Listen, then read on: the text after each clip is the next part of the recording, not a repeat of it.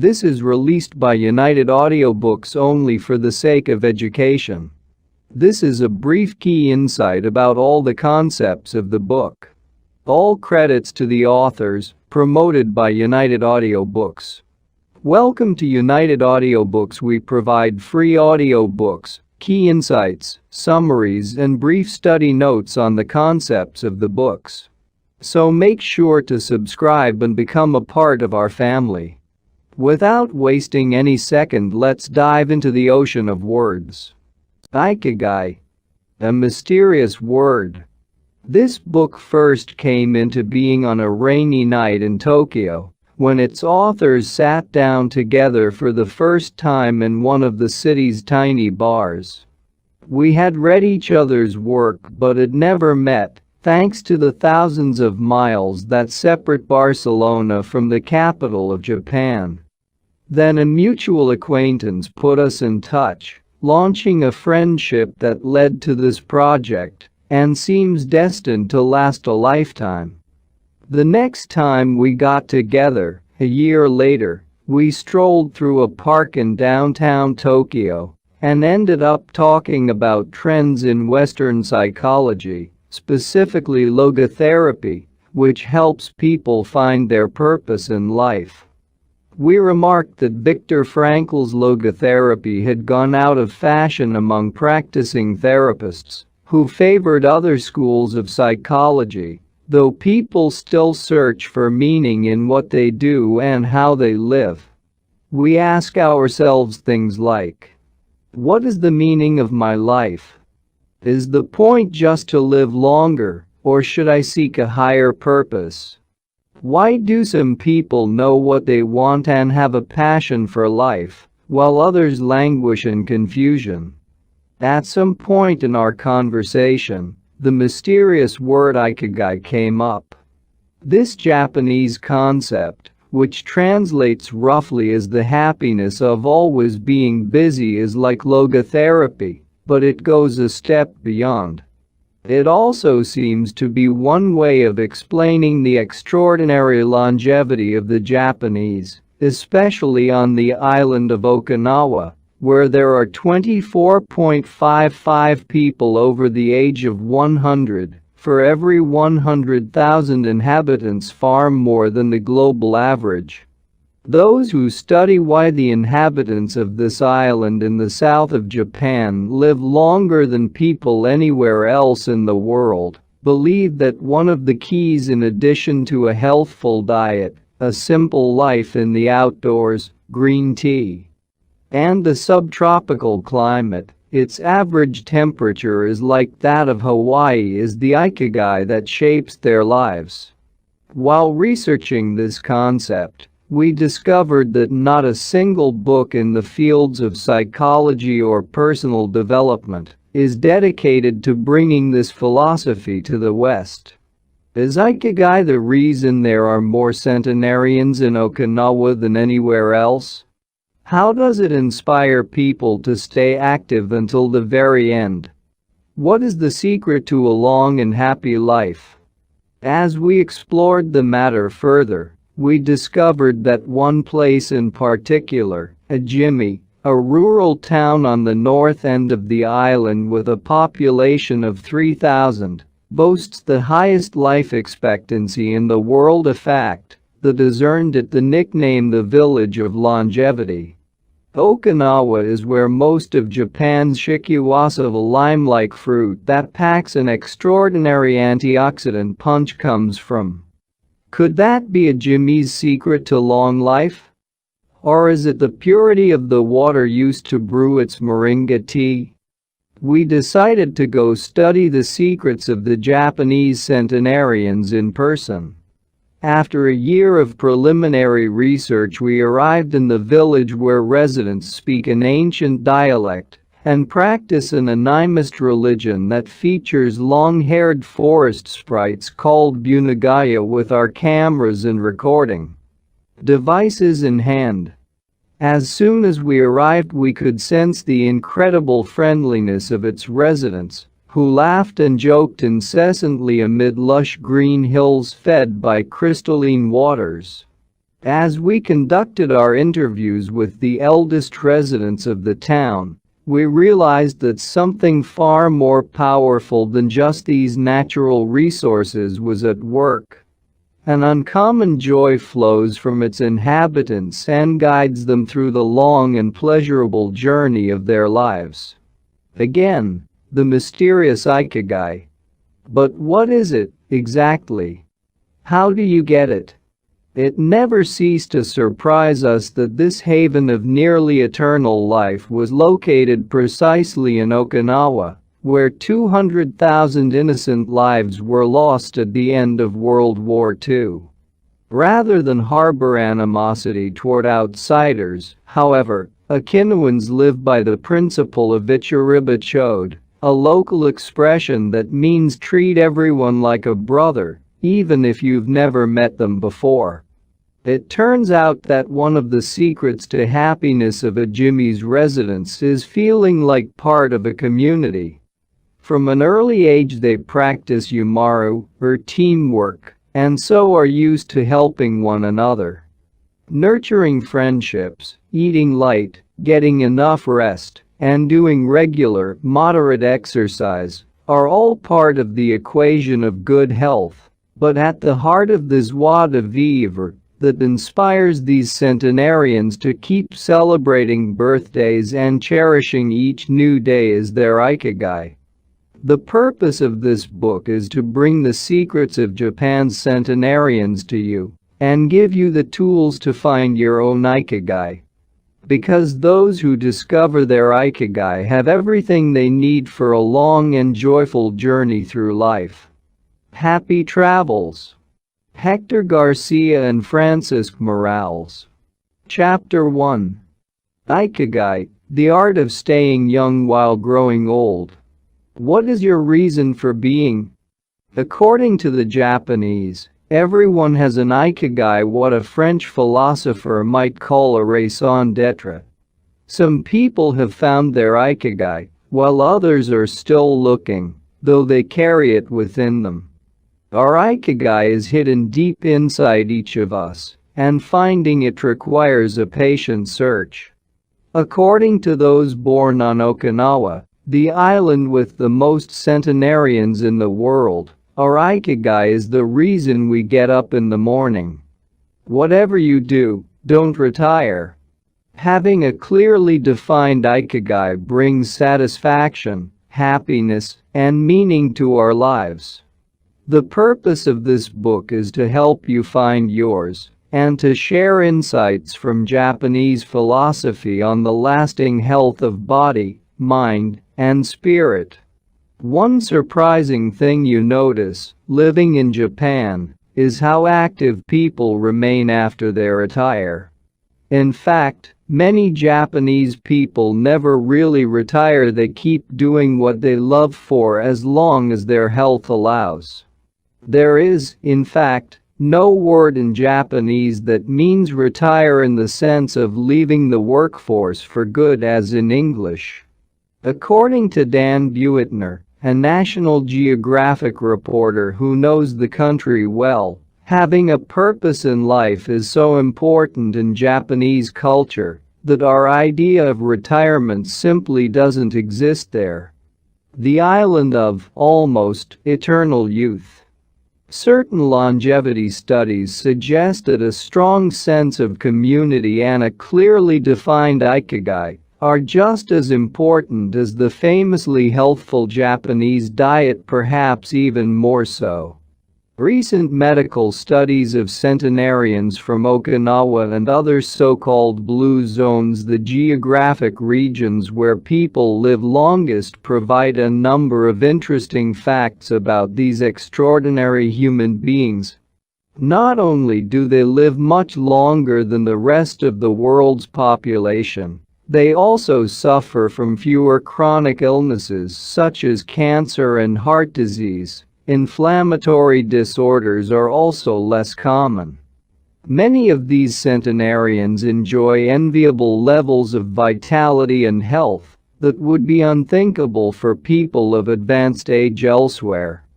Their blood tests reveal fewer free radicals, which are responsible for cellular aging as a result of drinking tea and eating until their stomachs are only 80% full. Women experience more moderate symptoms during menopause, and both men and women maintain higher levels of sexual hormones until much later in life. The rate of dementia is well below the global average. Ikigai. In Japanese, Ikigai is written as M2, combining M, which means life, with 2, which means to be worthwhile. 2 can be broken down into the characters 2, which means armor number 1 and to be the first to head into battle, taking initiative as a leader, and which means beautiful or elegant. Though we will consider each of these findings over the course of the book, research clearly indicates that the Okinawan's focus on Ikigai gives a sense of purpose to each and every day and plays an important role in their health and longevity. The 5 blue zones. Okinawa holds first place among the world's blue zones. In Okinawa, women in particular live longer and have fewer diseases than anywhere else in the world. The 5 regions identified and analyzed by Dan Buettner in his book The Blue Zones are 1. Okinawa, Japan, especially the northern part of the island. The locals eat a diet rich in vegetables and tofu, typically served on small plates. In addition to their philosophy of Ikigai, the Moi, or close-knit group of friends, plays an important role in their longevity. 2. Sardinia, Italy, specifically the provinces of Nuoro and Ogliastra. Locals on this island consume plenty of vegetables and 1 or 2 glasses of wine per day. As in Okinawa, the cohesive nature of this community is another factor directly related to longevity. 3. Loma Linda, California. Researchers studied a group of Seventh-day Adventists who are among the longest living people in the United States. 4. The Nicoya Peninsula, Costa Rica. Locals remain remarkably active after 90. Many of the region's older residents have no problem getting up at 5:30 in the morning to work in the fields. 5. Icaria, Greece. 1 of every 3 inhabitants of this island near the coast of Turkey is over 90 years old, compared to less than 1% of the population of the United States, a fact that has earned it the nickname the Island of Long Life. The local secret seems to be a lifestyle that dates back to 500 BC. In the following chapters, we will examine several factors that seem to be the keys to longevity and are found across the blue zones, paying special attention to Okinawa and its so-called village of longevity. First, however, it is worth pointing out that 3 of these regions are islands, where resources can be scarce and communities have to help one another. For many, helping others might be an ikigai strong enough to keep them alive. According to scientists who have studied the 5 blue zones, the keys to longevity are diet, exercise, finding a purpose in life, an ikigai, and forming strong social ties, that is, having a broad circle of friends and good family relations. Members of these communities manage their time well in order to reduce stress, consume little meat or processed foods, and drink alcohol in moderation. They don't do strenuous exercise, but they do move every day, taking walks and working in their vegetable gardens. People in the blue zones would rather walk than drive. Gardening, which involves daily low-intensity movement, is a practice almost all of them have in common. The 80% secret. One of the most common sayings in Japan is hara hachibu, which is repeated before or after eating, and means something like fill your belly to 80%. Ancient wisdom advises against eating until we are full. This is why Okinawan stop eating when they feel their stomachs reach 80% of their capacity, rather than overeating and wearing down their bodies with long digestive processes that accelerate cellular oxidation. Of course, there is no way to know objectively if your stomach is at 80% capacity. The lesson to learn from this saying is that we should stop eating when we are starting to feel full. The extra side dish, the snack we eat when we know in our hearts we don't really need it, the apple pie after lunch, all these will give us pleasure in the short term, but not having them will make us happier in the long term. The way food is served is also important. By presenting their meals on many small plates, the Japanese tend to eat less. A typical meal in a restaurant in Japan is served in 5 plates on a tray, 4 of them very small, and the main dish slightly bigger. Having 5 plates in front of you makes it seem like you are going to eat a lot, but what happens most of the time is that you end up feeling slightly hungry.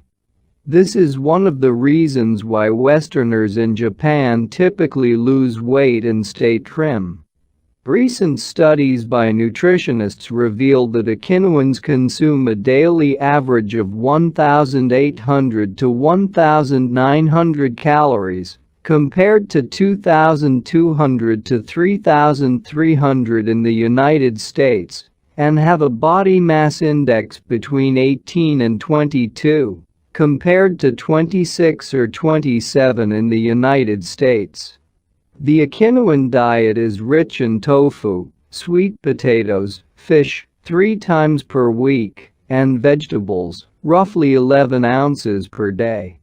In the chapter dedicated to nutrition, we will see which healthy, antioxidant-rich foods are included in this 80%. Moe. Connected for life. It is customary in Okinawa to form close bonds within local communities. A moe is an informal group of people with common interests who look out for one another. For many, serving the community becomes part of their Ikigai. The moe has its origins in hard times, when farmers would get together to share best practices and help one another cope with meager harvests. Members of a moe make a set monthly contribution to the group. This payment allows them to participate in meetings, dinners, games of go and shogi, Japanese chess, or whatever hobby they have in common. The funds collected by the group are used for activities, but if there is money left over, one member, decided on a rotating basis, receives a set amount from the surplus. In this way, being part of a moe helps maintain emotional and financial stability. If a member of a moe is in financial trouble, he or she can get an advance from the group's savings. While the details of each moe's accounting practices vary according to the group and its economic means, the feeling of belonging and support gives the individual a sense of security and helps increase life expectancy. Following this brief introduction to the topics covered in this book, we look at a few causes of premature aging in modern life, and then explore different factors related to Ikigai. Chapter 2. Anti-Aging Secrets. Little things that add up to a long and happy life. Aging's escape velocity. For more than a century, we've managed to add an average of 0.3 years to our life expectancy every year. But what would happen if we had the technology to add a year of life expectancy every year? In theory, we would achieve biological immortality, having reached aging's escape velocity. Aging's escape velocity and the rabbit. Imagine a sign far off in the future with a number on it that represents the age of your death. Every year that you live, you advance closer to the sign. When you reach the sign, you die. Now imagine a rabbit holding the sign and walking to the future. Every year that you live, the rabbit is half a year as far away. After a while, you will reach the rabbit and die. But what if the rabbit could walk at a pace of 1 year for every year of your life? You would never be able to catch the rabbit, and therefore you would never die. The speed at which the rabbit walks to the future is our technology. The more we advance technology and knowledge of our bodies, the faster we can make the rabbit walk. Aging's escape velocity is the moment at which the rabbit walks at a pace of 1 year per year or faster, and we become immortal. Researchers with an eye to the future, such as Ray Kurzweil and Aubrey de Grey, claim that we'll reach this escape velocity in a matter of decades. Other scientists are less optimistic, predicting that we'll reach a limit, a maximum age we won't be able to surpass, no matter how much technology we have. For example, some biologists assert that our cells stop regenerating after about 120 years. Active mind, youthful body. There is much wisdom in the classic saying mens sana in corpore sano, a sound mind in a sound body. It reminds us that both mind and body are important, and that the health of one is connected to that of the other. It has been shown that maintaining an active, adaptable mind is one of the key factors in staying young. Having a youthful mind also drives you toward a healthy lifestyle that will slow the aging process. Just as a lack of physical exercise has negative effects on our bodies and mood, a lack of mental exercise is bad for us, because it causes our neurons and neural connections to deteriorate and, as a result, reduces our ability to react to our surroundings. This is why it's so important to give your brain a workout. One pioneer in advocating for mental exercise is the Israeli neuroscientist Shlomo Bresnitz, who argues that the brain needs a lot of stimulation in order to stay in shape. As he stated in an interview with Edward Punset for the Spanish television program Redes, there is a tension between what is good for someone and what they want to do. This is because people, especially older people, like to do things as they've always done them. The problem is that when the brain develops ingrained habits, it doesn't need to think anymore. Things get done quickly and efficiently on automatic pilot, often in a very advantageous way. This creates a tendency to stick to routines, and the only way of breaking these is to confront the brain with new information. Presented with new information, the brain creates new connections and is revitalized. This is why it is so important to expose yourself to change, even if stepping outside your comfort zone means feeling a bit of anxiety. The effects of mental training have been scientifically demonstrated. According to Collins Hemingway and Shlomo Bresnitz in their book Maximum Brainpower, challenging the brain for health and wisdom, mental training is beneficial on many levels. You begin exercising your brain by doing a certain task for the first time, he writes. And at first it seems very difficult, but as you learn how to do it, the training is already working. The second time, you realize that it's easier, not harder, to do, because you're getting better at it. This has a fantastic effect on a person's mood. In and of itself, it is a transformation that affects not only the results obtained, but also his or her self-image. This description of a mental workout might sound a bit formal, but simply interacting with others, playing a game, for example, offers new stimuli and helps prevent the depression that can come with solitude. Our neurons start to age while we are still in our 20s.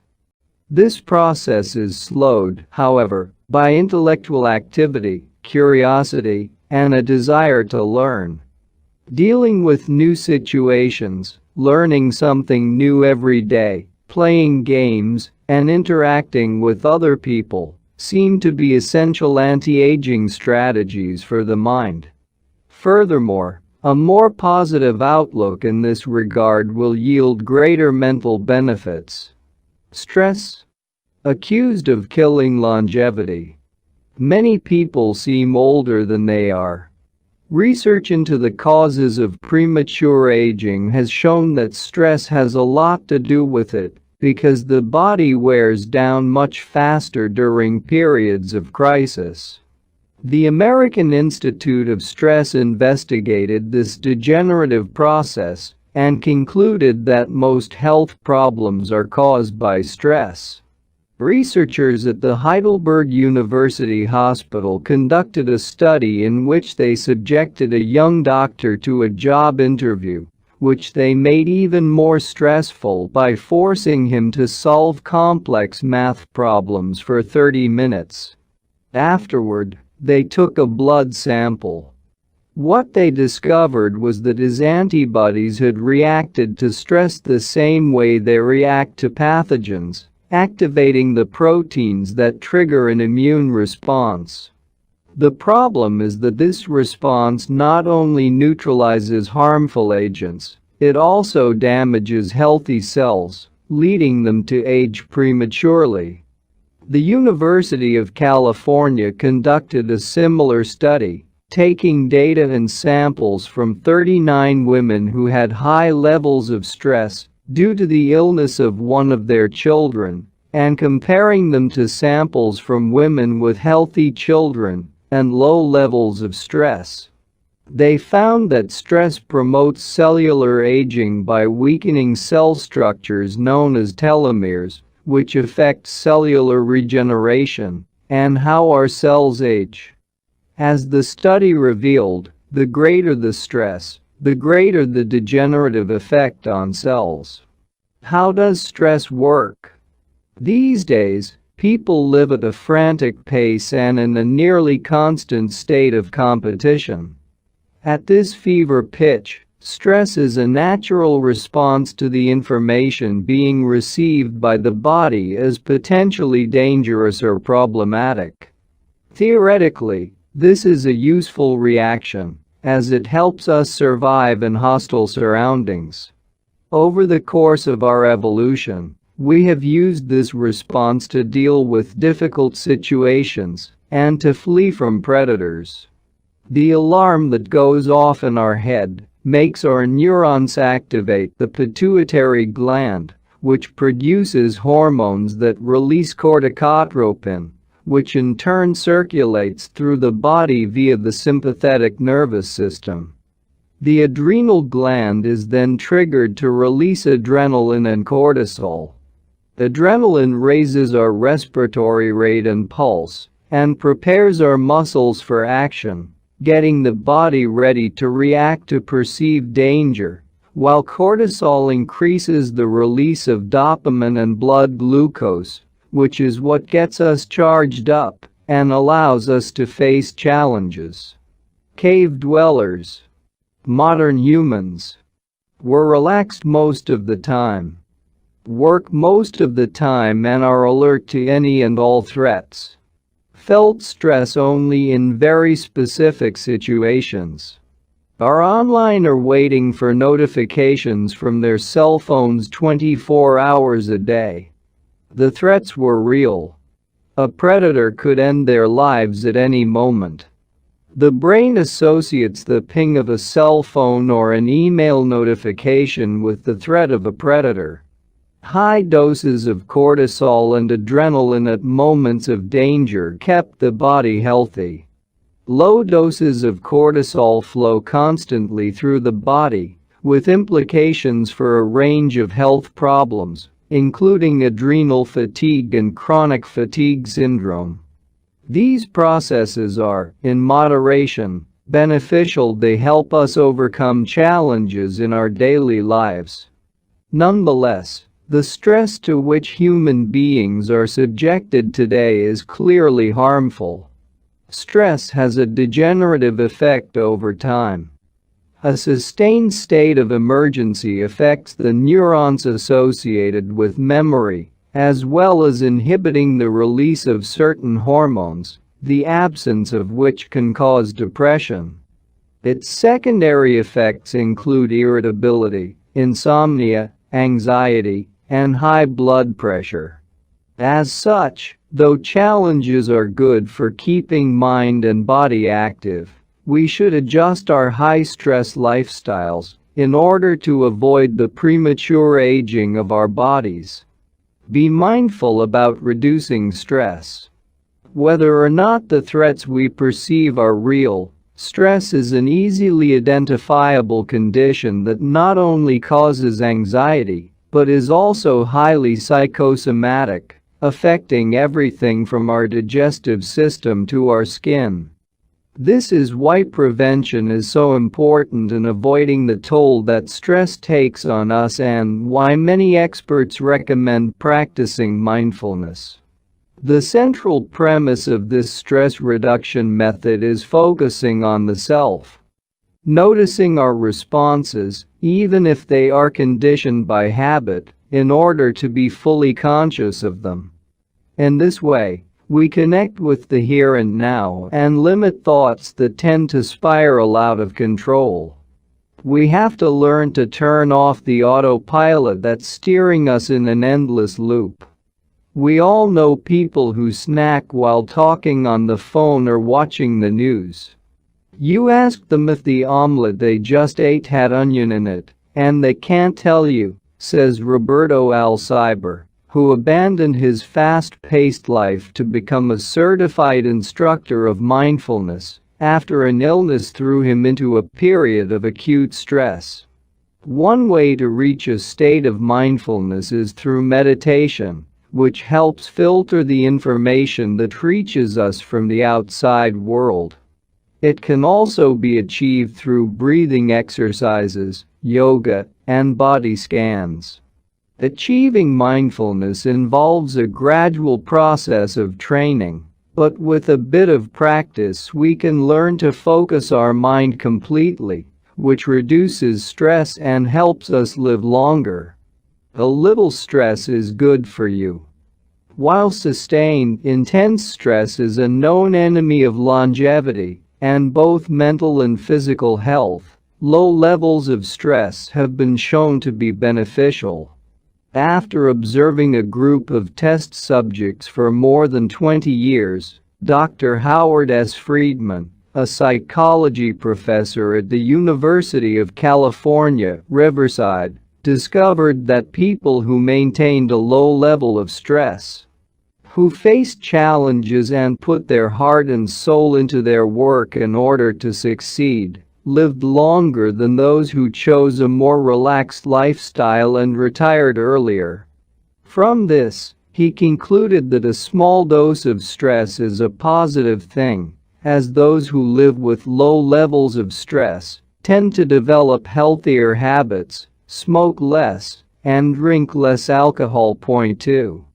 Given this, it is not surprising that many of the supercentenarians, people who live to be 110 or more whom we'll meet in this book, talk about having lived intense lives and working well into old age. A lot of sitting will age you. In the Western world in particular, the rise in sedentary behavior has led to numerous diseases such as hypertension and obesity, which in turn affect longevity. Spending too much time seated at work or at home not only reduces muscular and respiratory fitness, but also increases appetite and curbs the desire to participate in activities. Being sedentary can lead to hypertension, imbalanced eating, cardiovascular disease, osteoporosis, and even certain kinds of cancer. Recent studies have shown a connection between a lack of physical activity and the progressive distortion of telomeres in the immune system, which ages those cells and, in turn, the organism as a whole. This is a problem of all life stages, not only among adults. Sedentary children suffer from high rates of obesity and all its associated health issues and risks, which is why it's so important to develop a healthy and active lifestyle at an early age. It's easy to be less sedentary, it just takes a bit of effort and a few changes to your routine. We can access a more active lifestyle that makes us feel better inside and out. We just have to add a few ingredients to our everyday habits. Walk to work, or just go on a walk for at least 20 minutes each day. Use your feet instead of an elevator or escalator. This is good for your posture, your muscles, and your respiratory system, among other things. Participate in social or leisure activities so that you don't spend too much time in front of the television. Replace your junk food with fruit, and you'll have less of an urge to snack and more nutrients in your system. Get the right amount of sleep. 7 to 9 hours is good, but any more than that makes us lethargic. Play with children or pets, or join a sports team. This not only strengthens the body, but also stimulates the mind and boosts self-esteem. Be conscious of your daily routine in order to detect harmful habits and replace them with more positive ones. By making these small changes, we can begin to renew our bodies and minds and increase our life expectancy. A model's best kept secret. Though we age both externally and internally, both physically and mentally, one of the things that tell us the most about people's age is their skin, which takes on different textures and colors according to processes going on beneath the surface. Most of those who make their living as models claim to sleep between 9 and 10 hours the night before a fashion show. This gives their skin a taut, wrinkle-free appearance and a healthy, radiant glow. Science has shown that sleep is a key anti-aging tool because when we sleep we generate melatonin, a hormone that occurs naturally in our bodies. The pineal gland produces it from the neurotransmitter serotonin, according to our diurnal and nocturnal rhythms, and it plays a role in our sleep and waking cycles. A powerful antioxidant, melatonin helps us live longer and also offers the following benefits. It strengthens the immune system. It contains an element that protects against cancer. It promotes the natural production of insulin. It slows the onset of Alzheimer's disease. It helps prevent osteoporosis and fight heart disease. For all these reasons, melatonin is a great ally in preserving youth. It should be noted, however, that melatonin production decreases after age 30. We can compensate for this by eating a balanced diet and getting more calcium, soaking up a moderate amount of sun each day, getting enough sleep, avoiding stress, alcohol, tobacco, and caffeine, all of which make it harder to get a good night's rest, depriving us of the melatonin we need. Experts are trying to determine whether artificially stimulating production of melatonin might help slow the aging process, which would confirm the theory that we already carry the secret to longevity within us. Anti-aging attitudes. The mind has tremendous power over the body and how quickly it ages. Most doctors agree that the secret to keeping the body young is keeping the mind active, a key element of Ikigai, and not caving in when we face difficulties throughout our lives. One study, conducted at Yeshiva University, found that the people who live the longest have two dispositional traits in common: a positive attitude and a high degree of emotional awareness. In other words, those who face challenges with a positive outlook and are able to manage their emotions are already well on their way toward longevity. A stoic attitude, serenity in the face of a setback, can also help keep you young, as it lowers anxiety and stress levels and stabilizes behavior. This can be seen in the greater life expectancies of certain cultures with unhurried, deliberate lifestyles. Many centenarians and supercentenarians have similar profiles. They have had full lives that were difficult at times, but they knew how to approach these challenges with a positive attitude and not be overwhelmed by the obstacles they faced. Alexander Image, who in 2014 became the world's oldest living man at age 111, knew he had good genes, but understood that other factors contributed, too. The life you live is equally or more important for longevity.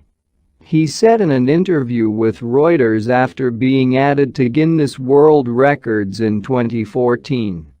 An ode to longevity. During our stay in Ajimi, the village that holds the Guinness record for longevity, a woman who was about to turn 100 years old sang the following song for us in a mixture of Japanese and the local dialect. To keep healthy and have a long life, eat just a little of everything with relish. Go to bed early, get up early, and then go out for a walk. We live each day with serenity and we enjoy the journey. To keep healthy and have a long life, we get on well with all of our friends. Spring, summer, fall, winter. We happily enjoy all the seasons. The secret is to not get distracted by how old the fingers are, from the fingers to the head and back once again. If you keep moving with your fingers working, 100 years will come to you. We can now use our fingers to turn the page to the next chapter, where we will look at the close relationship between longevity and discovering our life's mission. Chapter 3. From Logotherapy to Ikigai. How to live longer and better by finding your purpose. What is logotherapy? A colleague once asked Viktor Frankl to define his school of psychology in a single phrase, to which Frankl replied, "Well, in logotherapy the patient sits up straight and has to listen to things that are, on occasion, hard to hear." The colleague had just described psychoanalysis to him in the following terms. In psychoanalysis, the patient lies down on a couch and tells you things that are, on occasion, hard to say. Frankl explains that one of the first questions he would ask his patients was, "Why do you not commit suicide?" Usually the patient found good reasons not to, and was able to carry on. What, then, does logotherapy do? The answer is pretty clear. It helps you find reasons to live. Logotherapy pushes patients to consciously discover their life's purpose in order to confront their neuroses. Their quest to fulfill their destiny then motivates them to press forward, breaking the mental chains of the past and overcoming whatever obstacles they encounter along the way. Something to live for. A study conducted by Frankl in his Vienna clinic found that among both patients and personnel, around 80% believed that human beings needed a reason for living, and around 60% felt they had someone or something in their lives worth dying for. The search for meaning. The search for purpose became a personal, driving force that allowed Francc to achieve his goals. The process of logotherapy can be summarized in these 5 steps. 1. A person feels empty, frustrated, or anxious.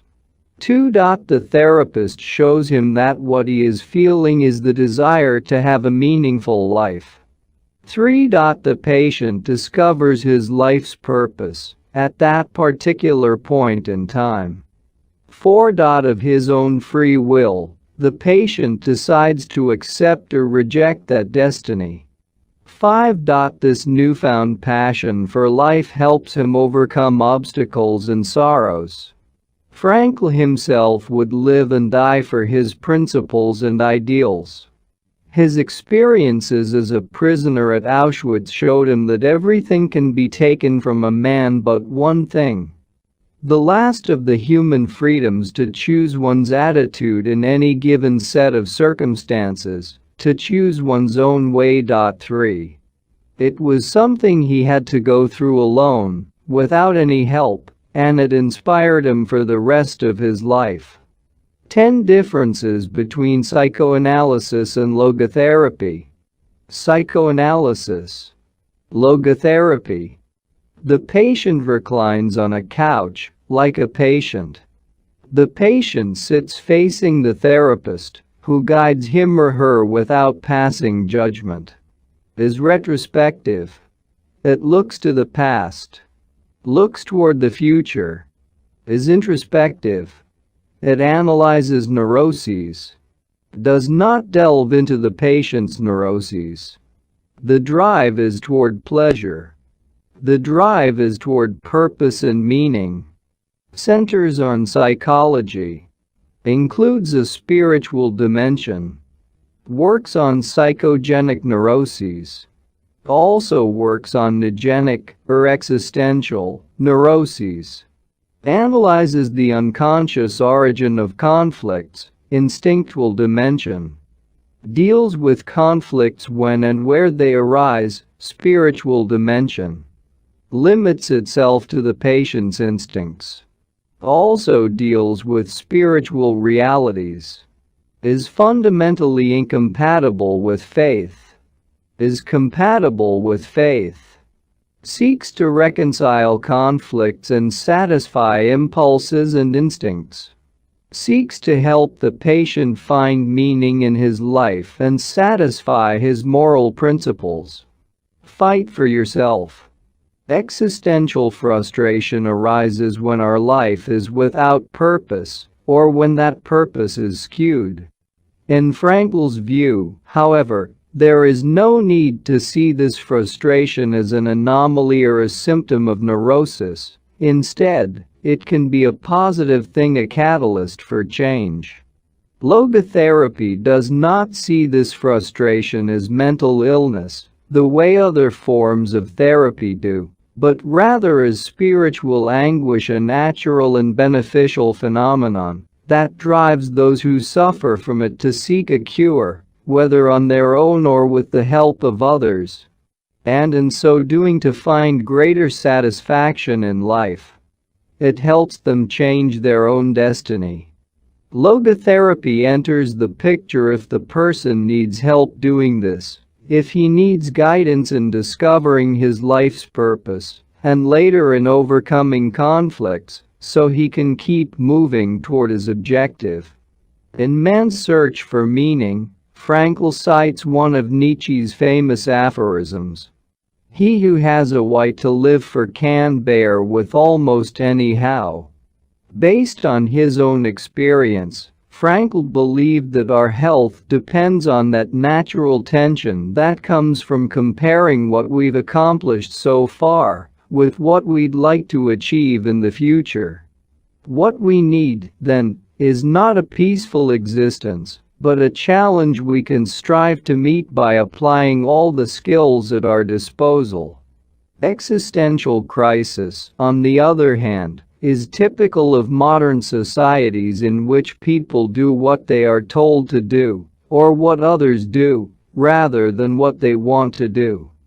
They often try to fill the gap between what is expected of them and what they want for themselves with economic power or physical pleasure, or by numbing their senses. It can even lead to suicide. Sunday neurosis, for example, is what happens when, without the obligations and commitments of the workweek, the individual realizes how empty he is inside. He has to find a solution. Above all, he has to find his purpose, his reason for getting out of bed, his Ikigai. I feel empty inside. In a study conducted at the Vienna Polyclinic Hospital, Francl's team found that 55% of the patients they interviewed were experiencing some degree of existential crisis. According to logotherapy, discovering one's purpose in life helps an individual fill that existential void. Francc, a man who faced his problems and turned his objectives into actions, could look back on his life in peace as he grew old. He did not have to envy those still enjoying their youth, because he had amassed a broad set of experiences that showed he had lived for something. Better living through logotherapy. A few key ideas. We don't create the meaning of our life, as Sartre claimed, we discover it. We each have a unique reason for being, which can be adjusted or transformed many times over the years. Just as worry often brings about precisely the thing that was feared, excessive attention to a desire, or hyper-intention, can keep that desire from being fulfilled. Humor can help break negative cycles and reduce anxiety. We all have the capacity to do noble or terrible things. The side of the equation we end up on depends on our decisions, not on the condition in which we find ourselves. In the pages that follow, we will look at 4 cases from Francl's own practice in order to better understand the search for meaning and purpose. Case study: Viktor Frankl. In German concentration camps, as in those that would later be built in Japan and Korea, psychiatrists confirmed that the prisoners with the greatest chance of survival were those who had things they wanted to accomplish outside the camp, those who felt a strong need to get out of there alive. This was true of Frankl, who, after being released and successfully developing the school of logotherapy, realized he had been the first patient of his own practice. Frankl had a goal to achieve, and it made him persevere. He arrived at Auschwitz carrying a manuscript that contained all the theories and research he had compiled over the course of his career, ready for publication. When it was confiscated, he felt compelled to write it all over again, and that need drove him, and gave his life meaning amid the constant horror and out of the concentration camp, so much so that over the years, and especially when he fell ill with typhus, he would jot down fragments and key words from the lost work on any scrap of paper he found. Case study: The American Diplomat. An important North American diplomat went to Frankl to pick up where he left off with a course of treatment he had started 5 years earlier in the United States. When Frankl asked him why he'd started therapy in the first place, the diplomat answered that he hated his job and his country's international policies, which he had to follow and enforce. His American psychoanalyst, whom he'd been seeing for years, insisted he make peace with his father so that his government and his job, both representations of the paternal figure, would seem less disagreeable. Frankl, however, showed him in just a few sessions that his frustration was due to the fact that he wanted to pursue a different career, and the diplomat concluded his treatment with that idea in mind. 5 years later, the former diplomat informed Francc that he had been working during that time in a different profession, and that he was happy. In Francl's view, the man not only didn't need all those years of psychoanalysis, he also couldn't even really be considered a patient in need of therapy. He was simply someone in search of a new life's purpose. As soon as he found it, his life took on deeper meaning. Case study: the suicidal mother. The mother of a boy who had died at age 11 was admitted to Francl's clinic after she tried to kill herself and her other son. It was this other son, paralyzed since birth, who kept her from carrying out her plan. He did believe his life had a purpose, and if his mother killed them both, it would keep him from achieving his goals. The woman shared her story in a group session. To help her, Francc asked another woman to imagine a hypothetical situation in which she lay on her deathbed, old and wealthy but childless. The woman insisted that, in that case, she would have felt her life had been a failure. When the suicidal mother was asked to perform the same exercise, imagining herself on her deathbed, she looked back and realized that she had done everything in her power for her children, for both of them. She had given her paralyzed son a good life, and he had turned into a kind, reasonably happy person. To this she added, crying, "As for myself, I can look back peacefully on my life, for I can say my life was full of meaning, and I have tried hard to live it fully. I have done my best. I have done my best for my son. My life was no failure." In this way, by imagining herself on her deathbed and looking back, the suicidal mother found the meaning that, though she was not aware of it, her life already had. Case study: the grief-stricken doctor. An elderly doctor, unable to overcome the deep depression into which he'd fallen after the death of his wife 2 years earlier, went to Francc for help. Instead of giving him advice or analyzing his condition, Francc asked him what would have happened if he had been the one who died first. The doctor, horrified, answered that it would have been terrible for his poor wife, that she would have suffered tremendously. To which Francc responded, "You see, doctor, you have spared her all that suffering, but the price you have to pay for this is to survive and mourn her." The doctor didn't say another word. He left Francl's office in peace, after taking the therapist's hand in his own. He was able to tolerate the pain in place of his beloved wife. His life had been given a purpose. Morita therapy. In the same decade that logotherapy came into being a few years earlier, in fact Shoma Morita created his own purpose-centered therapy in Japan. It proved to be effective in the treatment of neurosis, obsessive-compulsive disorder, and post-traumatic stress.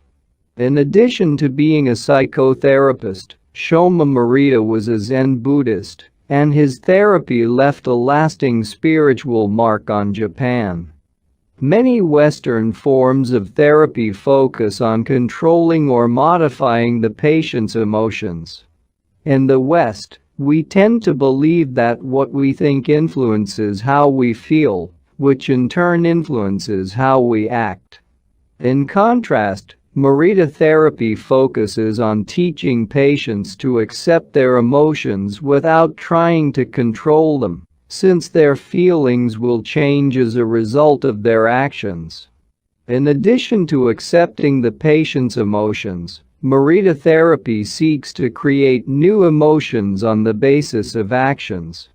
According to Morita, These emotions are learned through experience and repetition. Mirita therapy is not meant to eliminate symptoms. Instead, it teaches us to accept our desires, anxieties, fears, and worries, and let them go.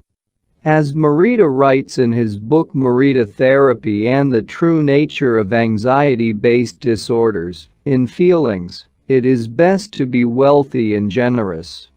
Mirita explained the idea of letting go of negative feelings with the following fable. A donkey that is tied to a post by a rope will keep walking around the post in an attempt to free itself, only to become more immobilized and attached to the post. The same thing applies to people with obsessive thinking who become more trapped in their own suffering when they try to escape from their fears and discomfort. The basic principles of Mirita therapy. 1. Accept your feelings. If we have obsessive thoughts, we should not try to control them or get rid of them. If we do, they become more intense. Regarding human emotions, the Zen master would say, if we try to get rid of one wave with another, we end up with an infinite sea. We don't create our feelings, they simply come to us, and we have to accept them. The trick is welcoming them. Mirita likened emotions to the weather. We can't predict or control them, we can only observe them. To this point, he often quoted the Vietnamese monk Thich Nhat Hanh, who would say, "Hello, solitude. How are you today? Come, sit with me, and I will care for you." To do what you should be doing. We shouldn't focus on eliminating symptoms, because recovery will come on its own. We should focus instead on the present moment, and if we are suffering, on accepting that suffering. Above all, we should avoid intellectualizing the situation. The therapist's mission is to develop the patient's character so he or she can face any situation, and character is grounded in the things we do. Mirita therapy does not offer its patients explanations, but rather allows them to learn from their actions and activities. It doesn't tell you how to meditate or how to keep a diary the way Western therapies do. It is up to the patient to make discoveries through experience. 3. Discover your life's purpose. We can't control our emotions, but we can take charge of our actions every day. This is why we should have a clear sense of our purpose and always keep Mirita's mantra in mind. What do we need to be doing right now? What action should we be taking? The key to achieving this is having dared to look inside yourself to find your Ikigai.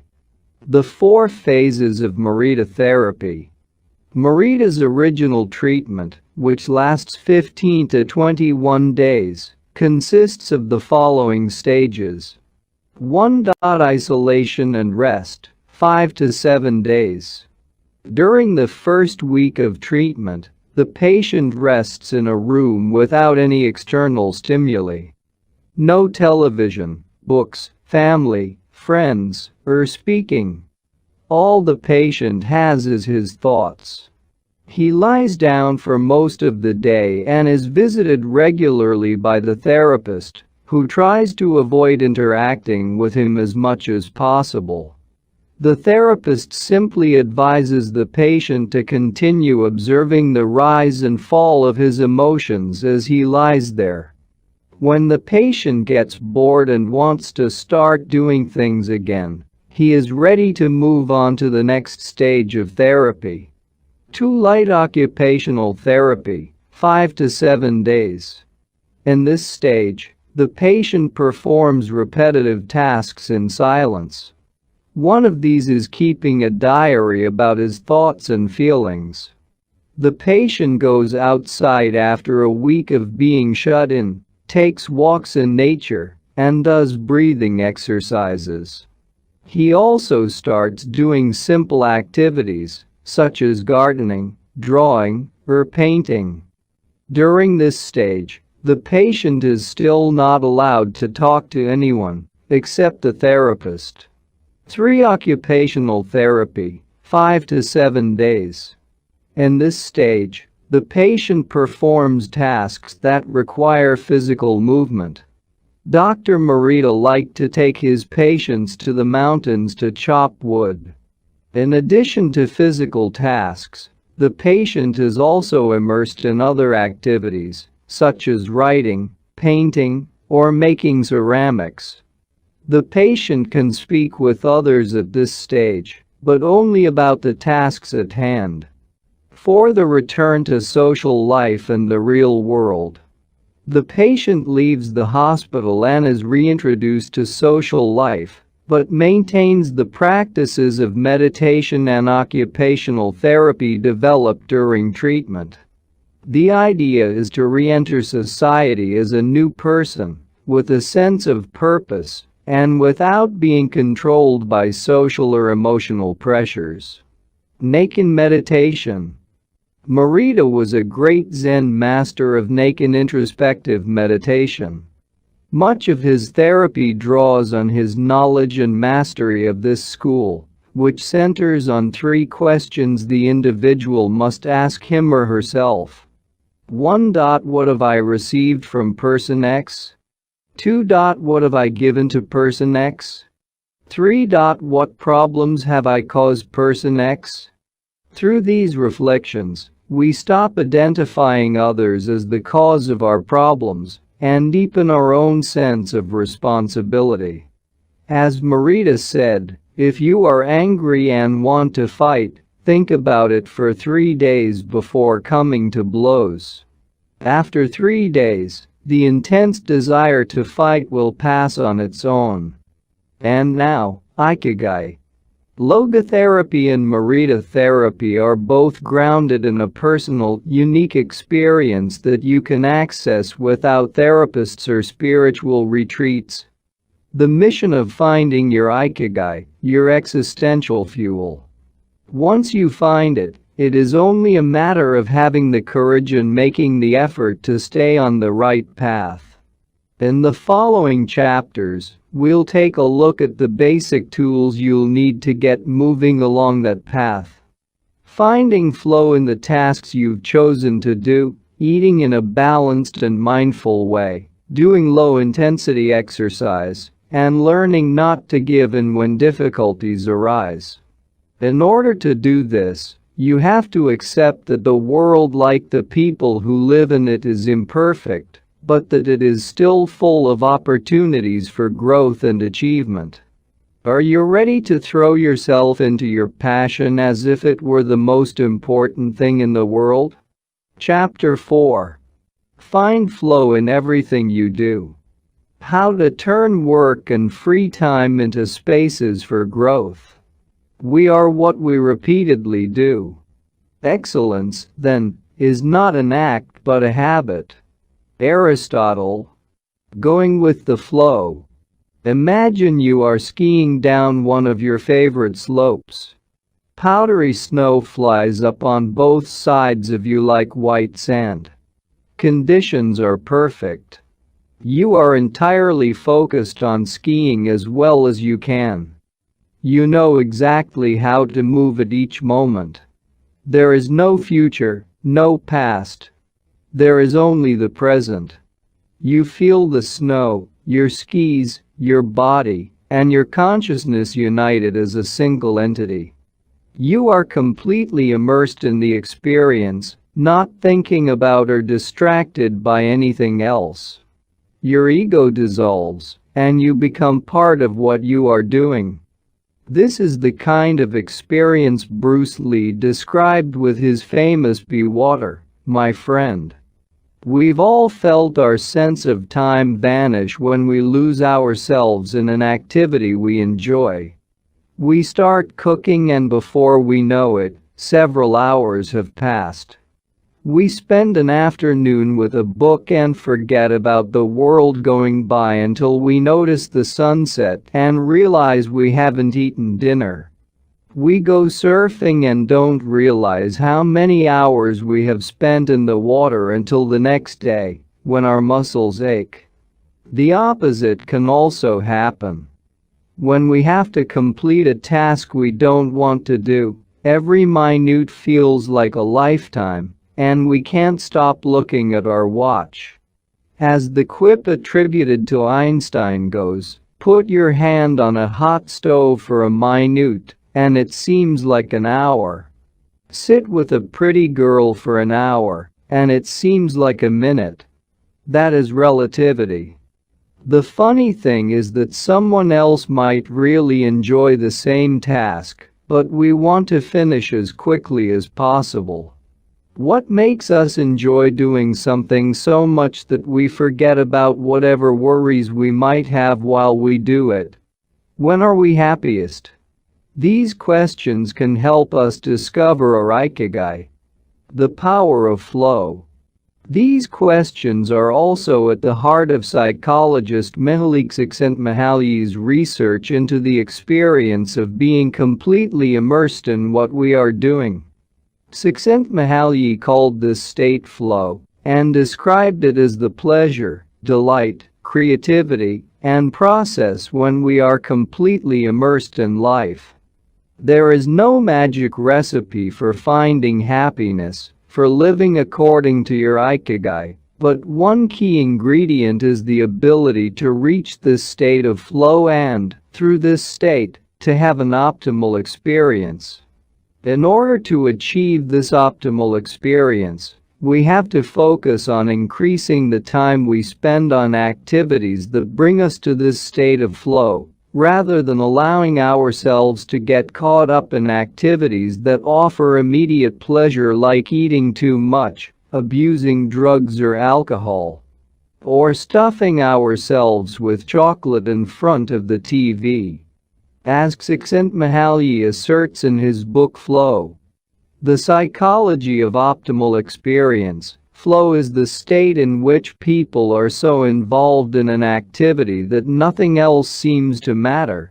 The experience itself is so enjoyable that people will do it even at great cost, for the sheer sake of doing it. It is not only creative professionals who require the high doses of concentration that promote flow. Most athletes, chess players, and engineers also spend much of their time on activities that bring them to this state.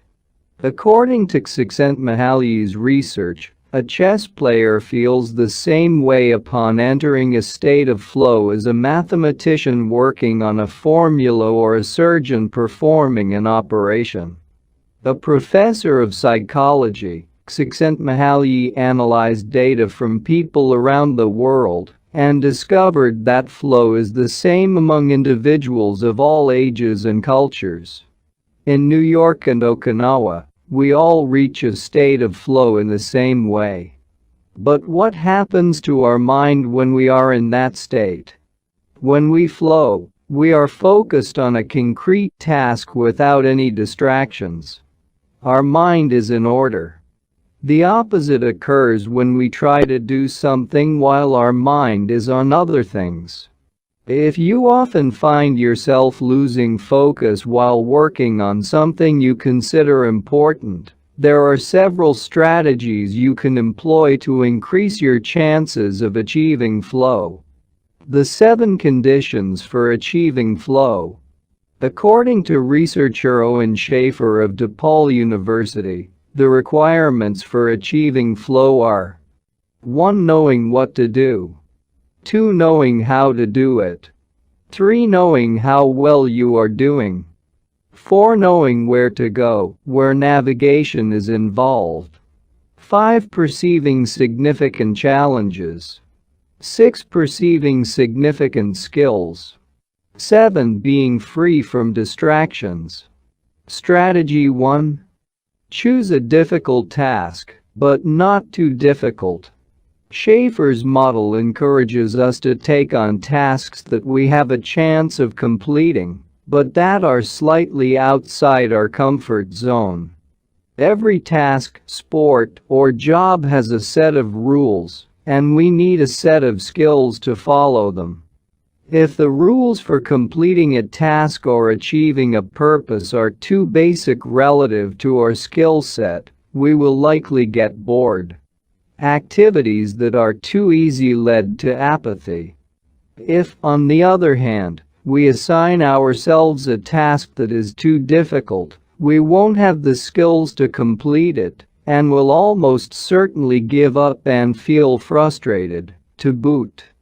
The ideal is to find a middle path, something aligned with our abilities, but just a bit of a stretch, so we experience it as a challenge. This is what Ernest Hemingway meant when he said, "Sometimes I write better than I can." We want to see challenges through to the end because we enjoy the feeling of pushing ourselves. Bertrand Russell expressed a similar idea when he said, "To be able to concentrate for a considerable amount of time is essential to difficult achievement." If you're a graphic designer, learn a new software program for your next project. If you're a programmer, use a new programming language. If you're a dancer, try to incorporate into your next routine a movement that has seemed impossible for years. Add a little something extra, something that takes you out of your comfort zone. Even doing something as simple as reading means following certain rules, having certain abilities and knowledge. If we set out to read a book on quantum mechanics for specialists in physics without being specialists in physics ourselves, we'll probably give up after a few minutes. On the other end of the spectrum, if we already know everything a book has to tell us, we'll get bored right away. However, if the book is appropriate to our knowledge and abilities, and builds on what we already know, we'll immerse ourselves in our reading, and time will flow. This pleasure and satisfaction are evidence that we are in tune with our Ikigai. Easy. Challenging. Beyond our abilities. Boredom. Flow. Anxiety. Strategy 2. Have a clear, concrete objective. Video games played in moderation, board games, and sports are great ways to achieve flow because the objective tends to be very clear. Beat your rival or your own record while following a set of explicitly defined rules. Unfortunately, the objective isn't quite as clear in most situations. According to a study by Boston Consulting Group, when asked about their bosses, the number one complaint of employees at multinational corporations is that they don't communicate the team's mission clearly, and that, as a result, the employees don't know what their objectives are. What often happens, especially in big companies, is that the executives get lost in the details of obsessive planning, creating strategies to hide the fact that they don't have a clear objective. It's like heading out to sea with a map but no destination. It is much more important to have a compass pointing to a concrete objective than to have a map. Joy Ito, director of the MIT Media Lab, encourages us to use the principle of compass over maps as a tool to navigate our world of uncertainty. In the book Whiplash, How to Survive Our Faster Future, he and Jeff Howe write, in an increasingly unpredictable world moving ever more quickly, a detailed map may lead you deep into the woods at an unnecessarily high cost. A good compass, though, will always take you where you need to go. It doesn't mean that you should start your journey without any idea where you're going. What it does mean is understanding that while the path to your goal may not be straight, You'll finish faster and more efficiently than you would have if you had trudged along a pre-planned route. In business, the creative professions, and education alike, it's important to reflect on what we hope to achieve before starting to work, study, or make something. We should ask ourselves questions such as, what is my objective for today's session in the studio? How many words am I going to write today for the article coming out next month? What is my team's mission? How fast will I set the metronome tomorrow in order to play that sonata at an allegro tempo by the end of the week? Having a clear objective is important in achieving flow, but we also have to know how to leave it behind when we get down to business.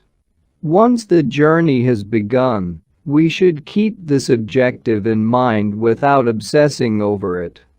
When Olympic athletes compete for a gold medal, they can't stop to think how pretty the medal is. They have to be present in the moment, they have to flow. If they lose focus for a second, thinking how proud they'll be to show the medal to their parents, they'll almost certainly commit an error at a critical moment and will not win the competition. One common example of this is writer's block. Imagine that a writer has to finish a novel in 3 months. The objective is clear. The problem is that the writer can't stop obsessing over it. Every day she wakes up thinking, I have to write that novel, and every day she sets about reading the newspaper and cleaning the house. Every evening she feels frustrated and promises she'll get to work the next day. Days, weeks, and months pass, and the writer still hasn't gotten anything down on the page, when all it would have taken was to sit down and get that first word out, then the second to flow with the project, expressing her Ikigai. As soon as you take these first small steps, your anxiety will disappear, and you will achieve a pleasant flow in the activity you're doing. Getting back to Albert Einstein, a happy man is too satisfied with the present to dwell on the future. Vague objective. Clearly defined objective and a focus on process. Obsessive desire to achieve a goal while ignoring process. Confusion, time and energy wasted on meaningless tasks. Flow. Fixation on the objective rather than getting down to business. Mental block. Flow. Mental block. Strategy 3. Concentrate on a single task. This is perhaps one of the greatest obstacles we face today, with so much technology and so many distractions. We're listening to a video on YouTube while writing an email, when suddenly a chat prompt pops up and we answer it. Then our smartphone vibrates in our pocket. Just as soon as we respond to that message, we're back at our computer, logging on to Facebook. Pretty soon 30 minutes have passed, and we've forgotten what the email we were writing was supposed to be about. This also happens sometimes when we put on a movie with dinner and don't realize how delicious the salmon was until we're taking the last bite. We often think that combining tasks will save us time, but scientific evidence shows that it has the opposite effect. Even those who claim to be good at multitasking are not very productive. In fact, they are some of the least productive people. Our brains can take in millions of bits of information, but can only actually process a few dozen per second. When we say we're multitasking, what we're really doing is switching back and forth between tasks very quickly. Unfortunately, we're not computers adept at parallel processing. We end up spending all our energy alternating between tasks, instead of focusing on doing one of them well. Concentrating on one thing at a time may be the single most important factor in achieving flow. According to Francc Miralles, in order to focus on a task we need 1. To be in a distraction-free environment. 2. To have control over what we are doing at every moment. Technology is great if we're in control of it. It's not so great if it takes control of us. For example, if you have to write a research paper, you might sit down at your computer and use Google to look up the information you need. However, if you're not very disciplined, you might end up surfing the web instead of writing that paper. In that case, Google and the internet will have taken over, pulling you out of your state of flow. It has been scientifically shown that if we continually ask our brains to switch back and forth between tasks, we waste time, make more mistakes, and remember less of what we've done. Several studies conducted at Stanford University by Clifford Ivor Nass describe our generation as suffering from an epidemic of multitasking. One such study analyzed the behavior of hundreds of students, dividing them into groups based on the number of things they tended to do at once. The students who were the most addicted to multitasking typically alternated among more than 4 tasks, for example, taking notes while reading a textbook, listening to a podcast, answering messages on their smartphone, and sometimes checking their Twitter timeline. Each group of students was shown a screen with several red and several blue arrows. The objective of the exercise was to count the red arrows. At first, all the students answered correctly right away, without much trouble. As the number of blue arrows increased, the number of red arrows stayed the same, only their position changed, however. The students accustomed to multitasking had serious trouble counting the red arrows in the time allotted, or as quickly as the students who did not habitually multitask, for one very simple reason. They got distracted by the blue arrows. Their brains were trained to pay attention to every stimulus, regardless of its importance, while the brains of the other students were trained to focus on a single task, in this case, counting the red arrows and ignoring the blue ones. Other studies indicate that working on several things at once lowers our productivity by at least 60% and our IQ by more than 10 points. One study funded by the Swedish Council for Working Life and Social Research found that a sample group of more than 4,000 young adults between the ages of 20 and 24 who were addicted to their smartphones got less sleep, felt less connected to their community at school, and were more likely to show signs of depression. Concentrating on a single task, multitasking, makes achieving flow more likely. Makes achieving flow impossible. Increases productivity. Decreases productivity by 60%, though it doesn't seem to. Increases our power of retention. Makes it harder to remember things. Makes us less likely to make mistakes. Makes us more likely to make mistakes. Helps us feel calm and in control of the task at hand. Makes us feel stressed by the sensation that we're losing control, that our tasks are controlling us. Causes us to become more considerate as we pay full attention to those around us.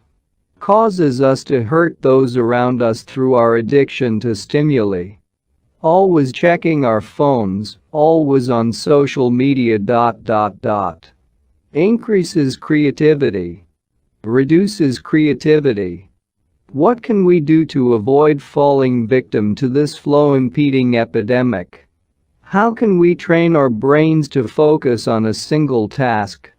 Here are a few ideas for creating a space and time free of distractions to increase our chances of reaching a state of flow and thereby getting in touch with our Ikigai.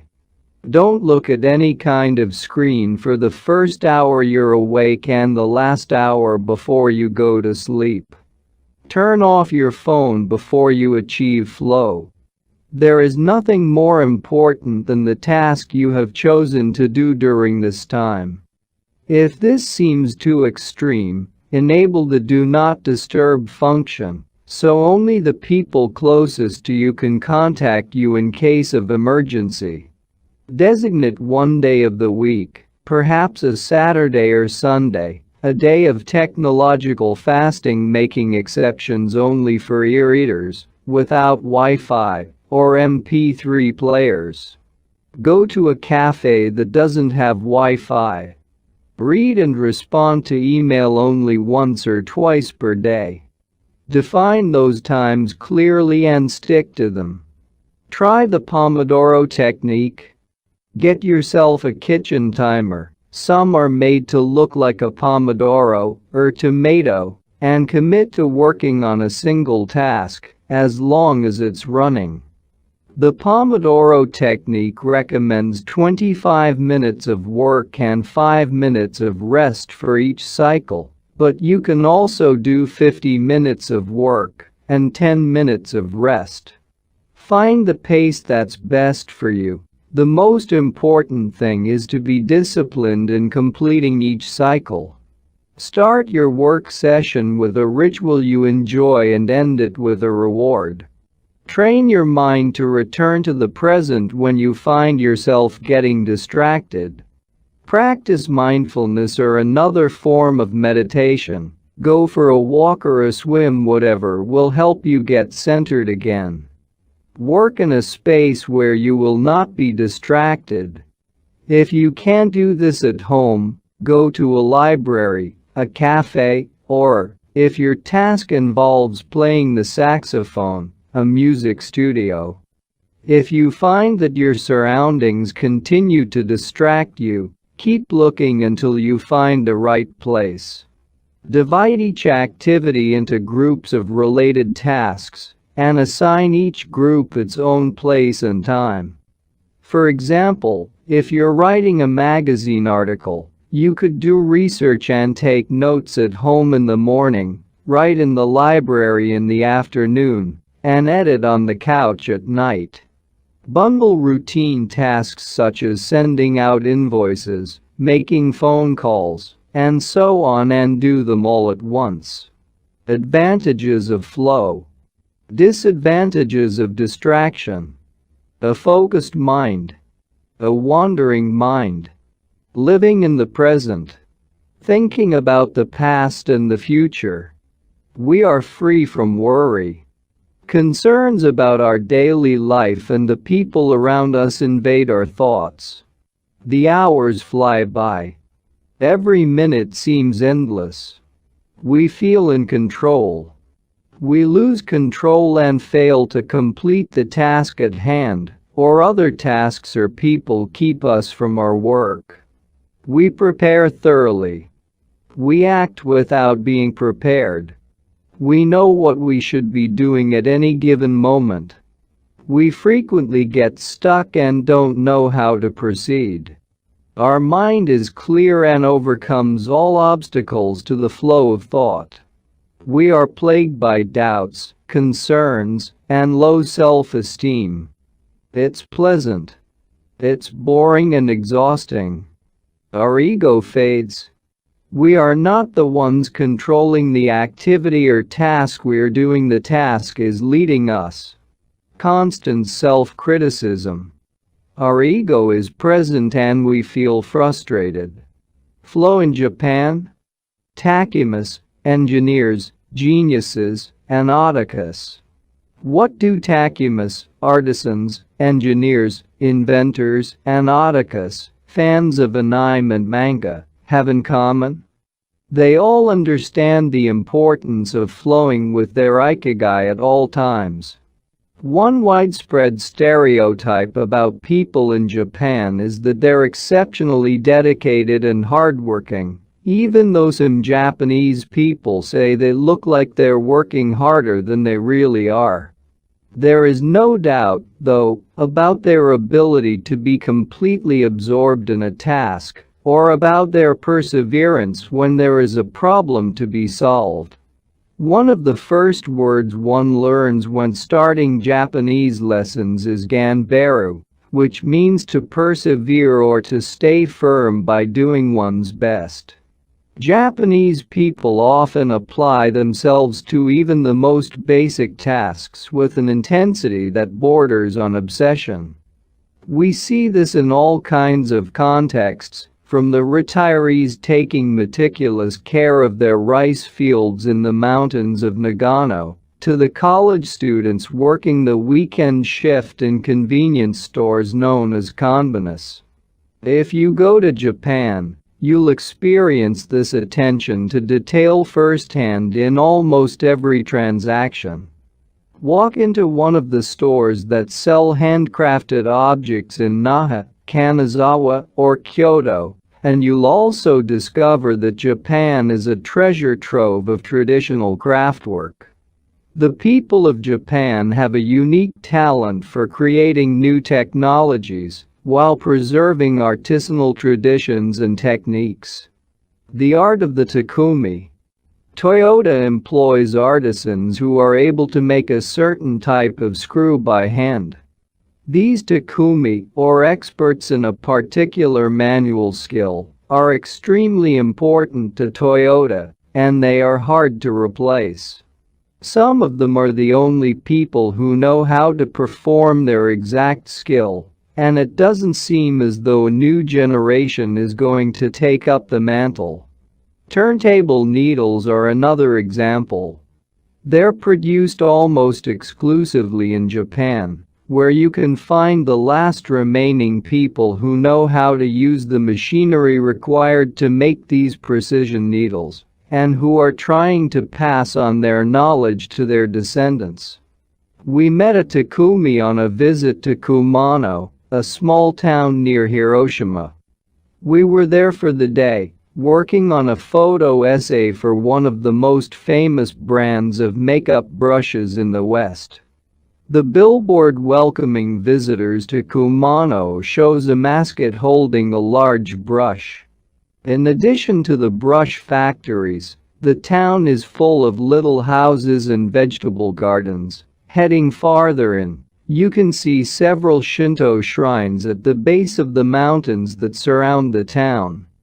We spent hours taking photos in factories full of people in orderly rows, each doing a single task such as painting the handles of the brushes or loading boxes of the Monta trucks before we realized we still hadn't seen anyone actually putting bristles into the brush heads. After we asked about this and got the runaround several times, the president of one company agreed to show us how it was done. He let us out of the building and asked us to get into his car.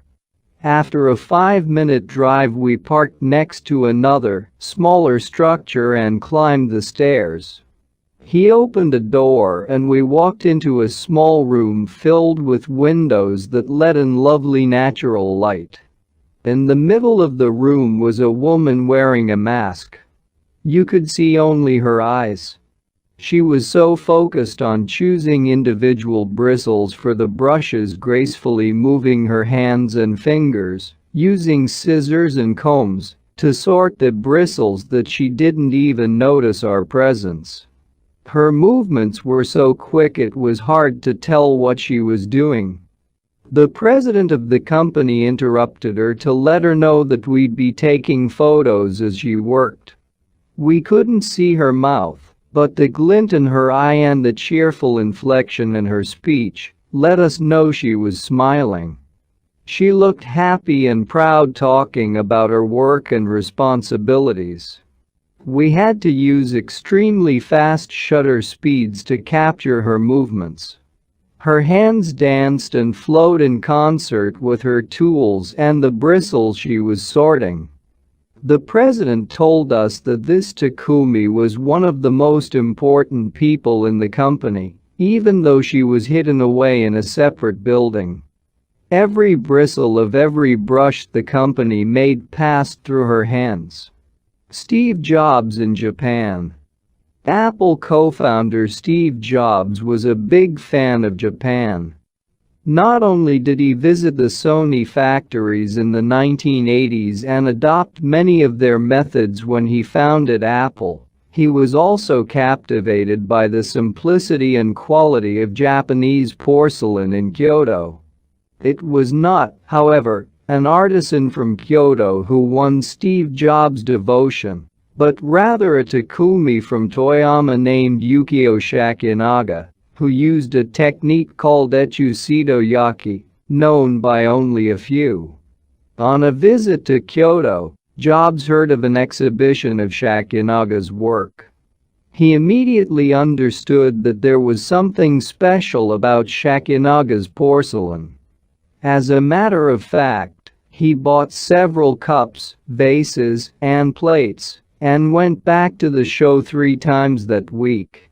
Jobs returned to Kyoto several times over the course of his life in search of inspiration, and ended up meeting Shakinaga in person. It is said that Jobs had many questions for him, almost all of them about the fabrication process and the type of porcelain he used.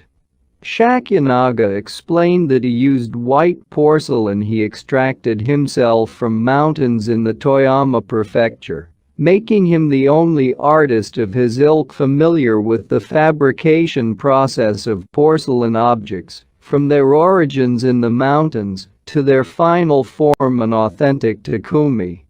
Jobs was so impressed that he considered going to Toyama to see the mountain where Shakinaga got his porcelain, but thought better of it when he heard that it was more than 4 hours by train from Kyoto. In an interview after Jobs' death, Shakinaga said he was very proud that his work had been appreciated by the man who created the iPhone. He added that Jobs' last purchase from him had been a set of 12 teacups. Jobs had asked for something special, a new style. To satisfy this request, Shakinaga made 150 teacups in the process of testing out new ideas. Of these, he chose the 12 best and sent them to the Jobs family.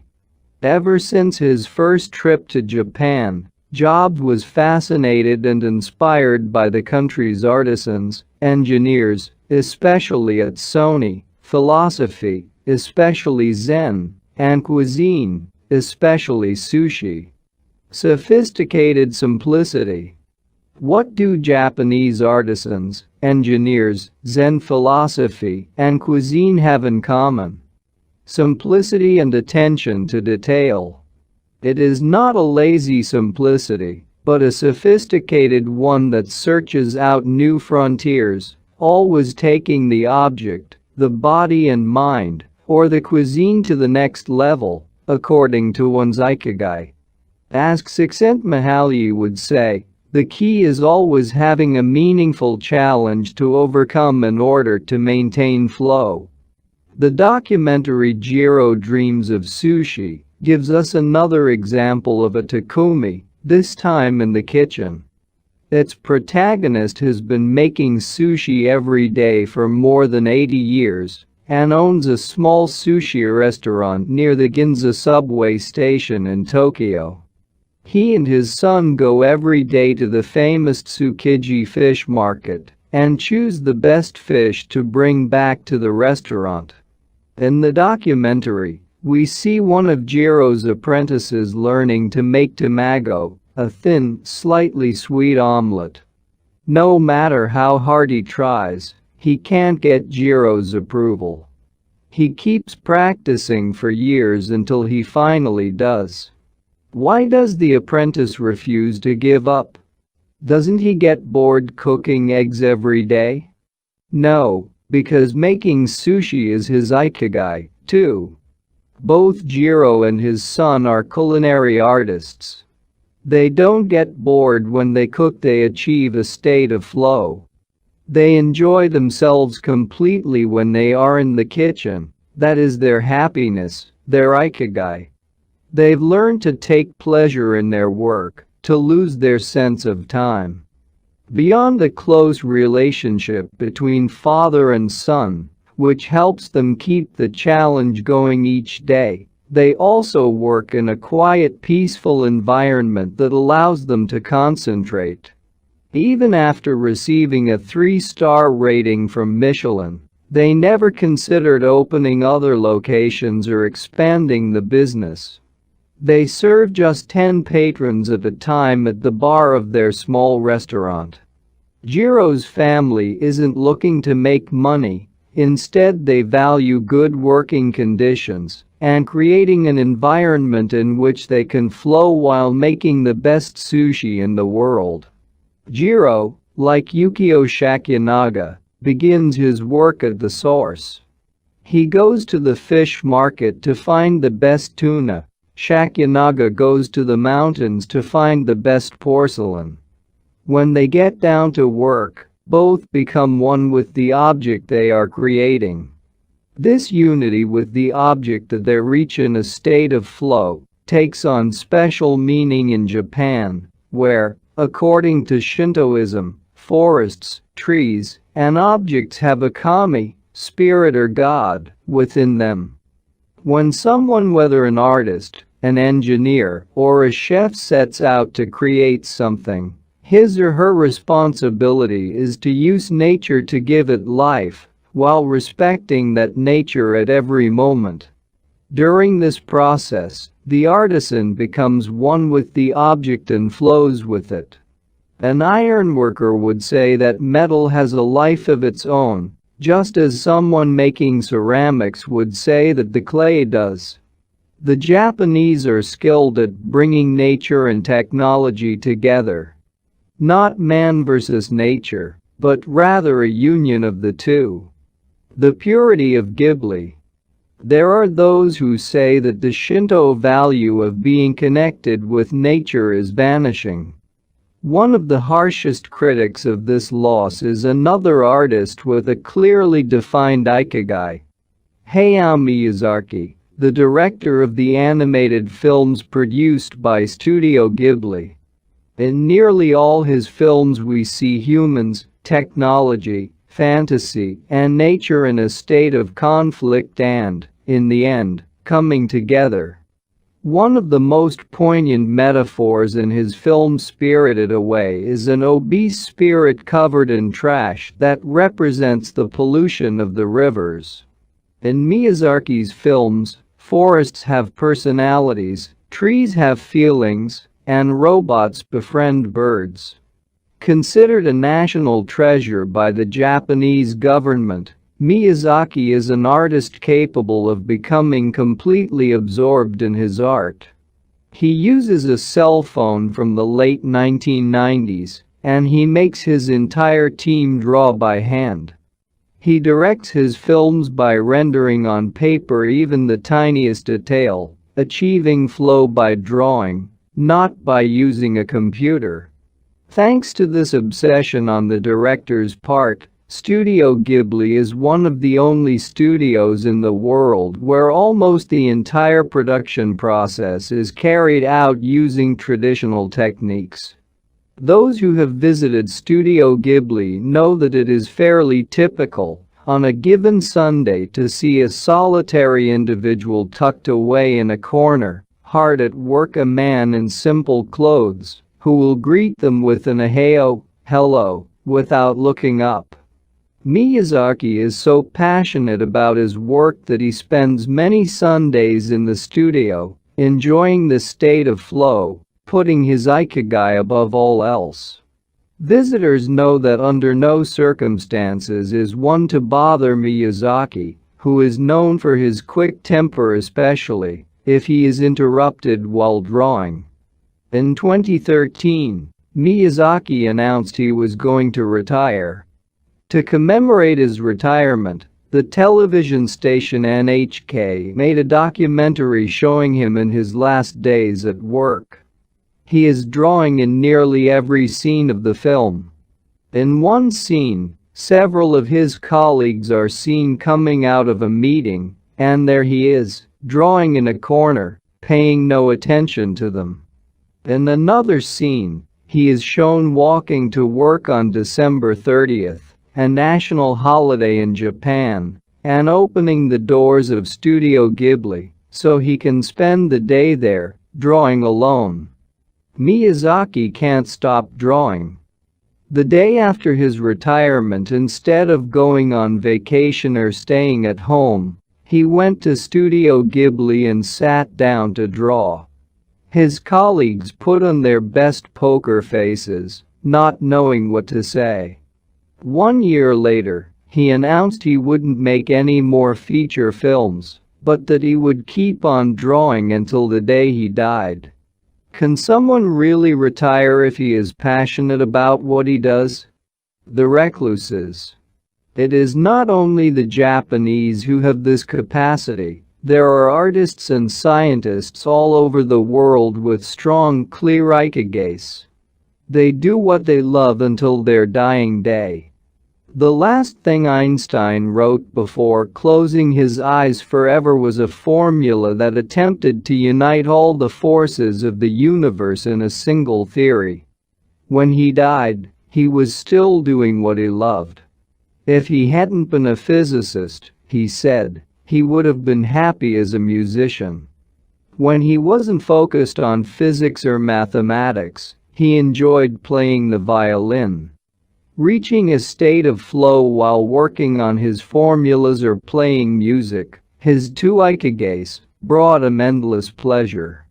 Many such artists might seem misanthropic or reclusive, but what they are really doing is protecting the time that brings them happiness, sometimes at the expense of other aspects of their lives. They are outliers who apply the principles of flow to their lives to an extreme. Another example of this kind of artist is the novelist Haruki Murakami. He sees only a close circle of friends and appears in public in Japan only once every few years. Artists know how important it is to protect their space, control their environment, and be free of distractions if they want to flow with their ikigai. Microflow? Enjoying mundane tasks. But what happens when we have to, say, do the laundry, mow the lawn, or attend to paperwork? Is there a way to make these mundane tasks enjoyable? Near the Shinjuku subway station, in one of the neural centers of Tokyo, there is a supermarket that still employs elevator operators.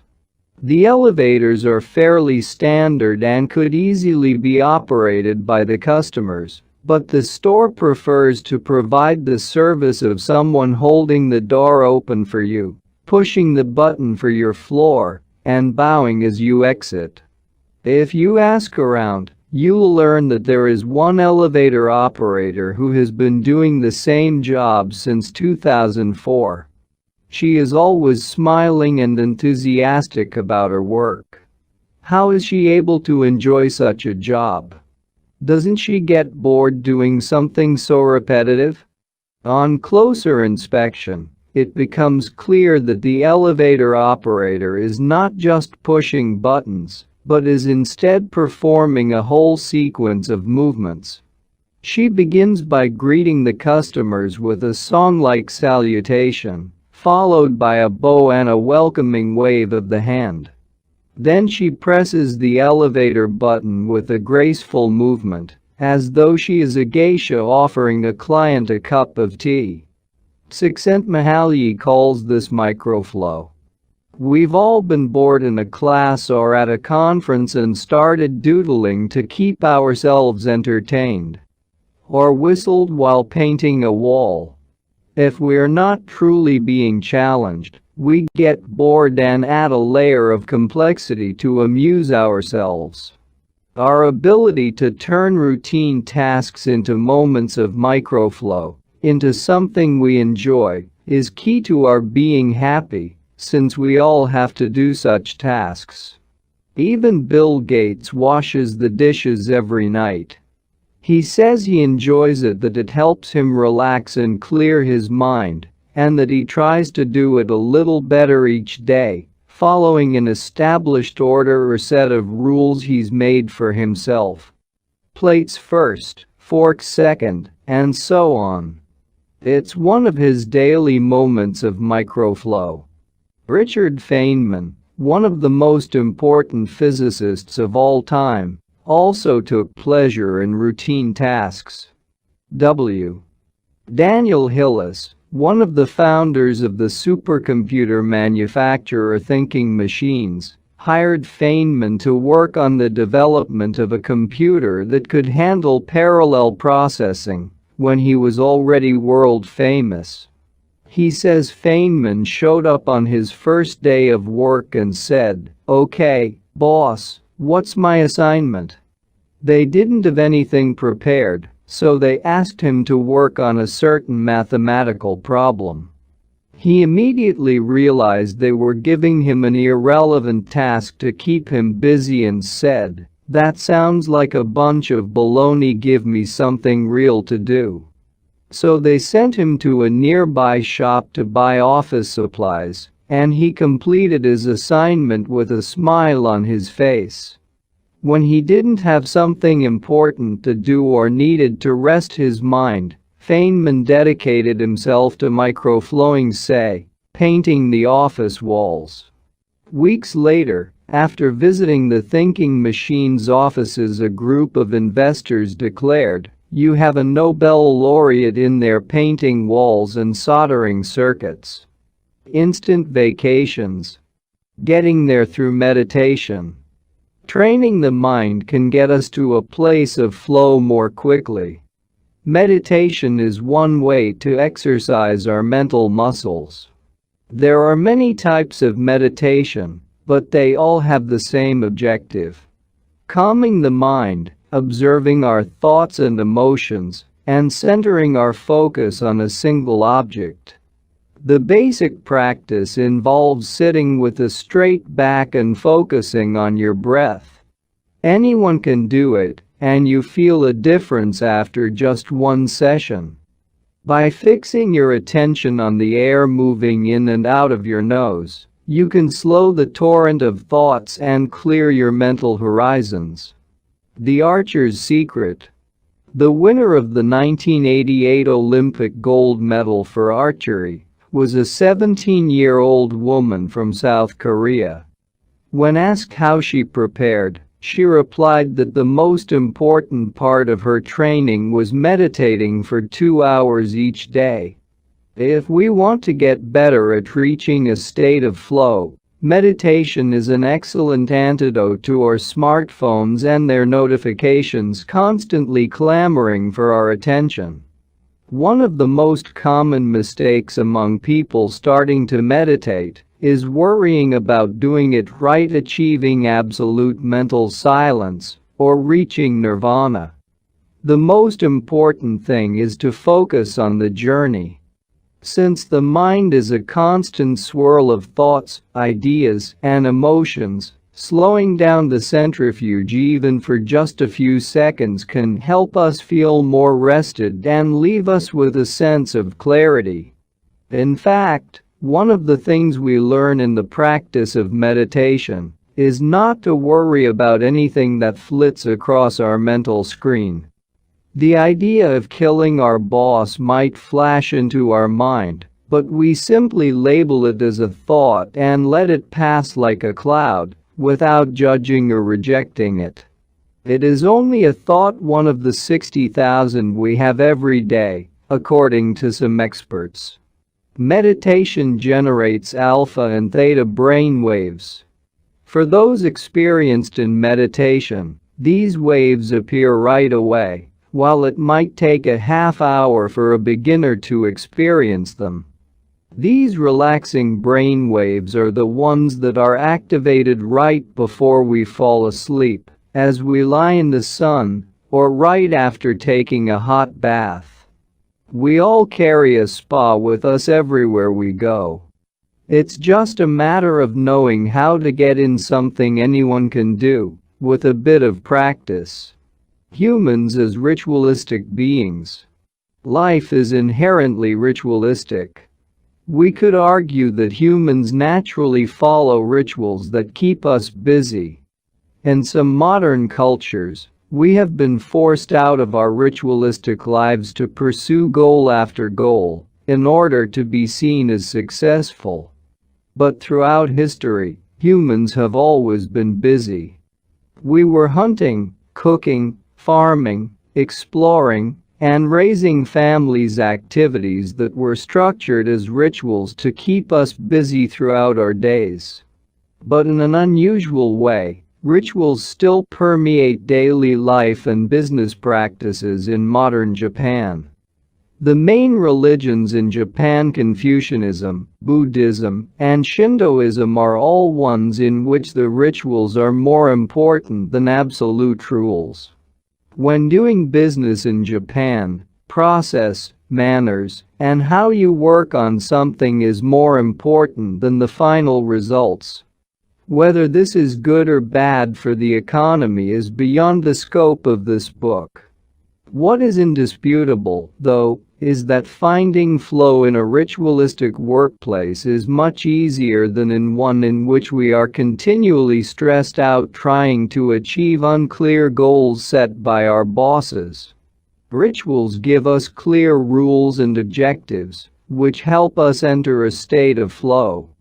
When we have only a big goal in front of us, we might feel lost or overwhelmed by it. Rituals help us by giving us the process, the sub-steps, on the path to achieving a goal.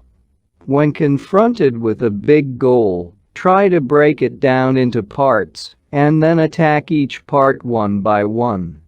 Focus on enjoying your daily rituals, using them as tools to enter a state of flow. Don't worry about the outcome, it will come naturally. Happiness is in the doing, not in the result. As a rule of thumb, remind yourself: rituals over goals. The happiest people are not the ones who achieve the most. They are the ones who spend more time than others in a state of flow. Using flow to find your Ikigai. After reading this chapter, you should have a better idea of which activities in your life make you enter flow. Write all of them on a piece of paper, then ask yourself these questions. What do the activities that drive you to flow have in common? Why do those activities drive you to flow? For example, are all the activities you most like doing ones that you practice alone or with other people? Do you flow more when doing things that require you to move your body or just to think? In the answers to these questions you might find the underlying Ikigai that drives your life. If you don't, then keep searching by going deeper into what you like, by spending more of your time in the activities that make you flow. Also, try new things that are not on the list of what makes you flow, but that are similar and that you are curious about. For example, if photography is something that drives you into flow, you could also try painting. You might even like it more. Or if you love snowboarding and have never tried surfing. Flow is mysterious. It is like a muscle. The more you train it, the more you will flow, and the closer you will be to your Ikigai. Chapter 5. Masters of Longevity. Words of wisdom from the longest living people in the world. When we started working on this book, we didn't want to just research the factors that contribute to a long and happy life. We wanted to hear from the true masters of this art. The interviews we conducted in Okinawa merit their own chapter, but in the section that precedes it, We have provided an overview of the life philosophies of a few international champions of longevity. We're talking about supercentenarians, people who live to 110 years of age or more. The term was coined in 1970 by Norris McWhirter, editor of the Guinness Book of World Records. Its use became more widespread in the 1990s, after it appeared in William Strauss and Neil Howe's Generations. Today there are an estimated 300 to 450 supercentenarians in the world, although the age of only around 75 of them has been confirmed. They aren't superheroes, but we could see them as such for having spent far more time on this planet than the average life expectancy would predict. Given the rise in life expectancy around the world, the number of supercentenarians might also increase. A healthy and purposeful life could help us join their ranks. Let's take a look at what a few of them have to say. Misao Ikawa, 117. Eat and sleep, and you'll live a long time. You have to learn to relax.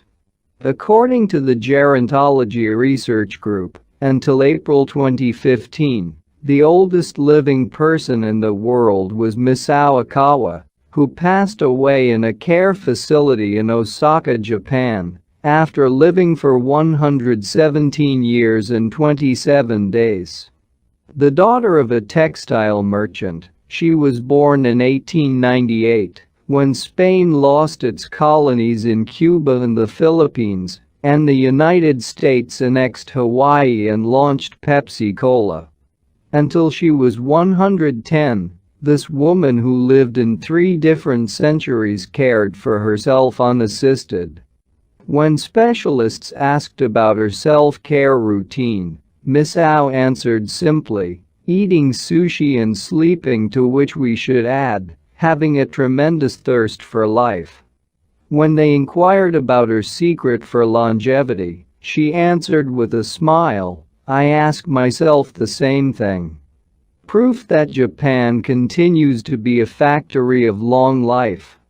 In July of the same year, Sakari Momoi passed away at 112 years and 150 days old. At the time he was the oldest man in the world, though he was younger than 57 women. Maria Capovilla, 116. I've never eaten meat in my life. Born in Ecuador in 1889, Maria Capovilla was recognized by Guinness as the world's oldest person.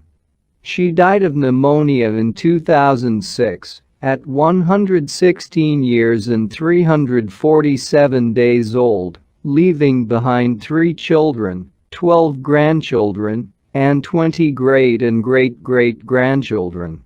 She gave one of her last interviews at age 107. Sharing her memories and her thoughts.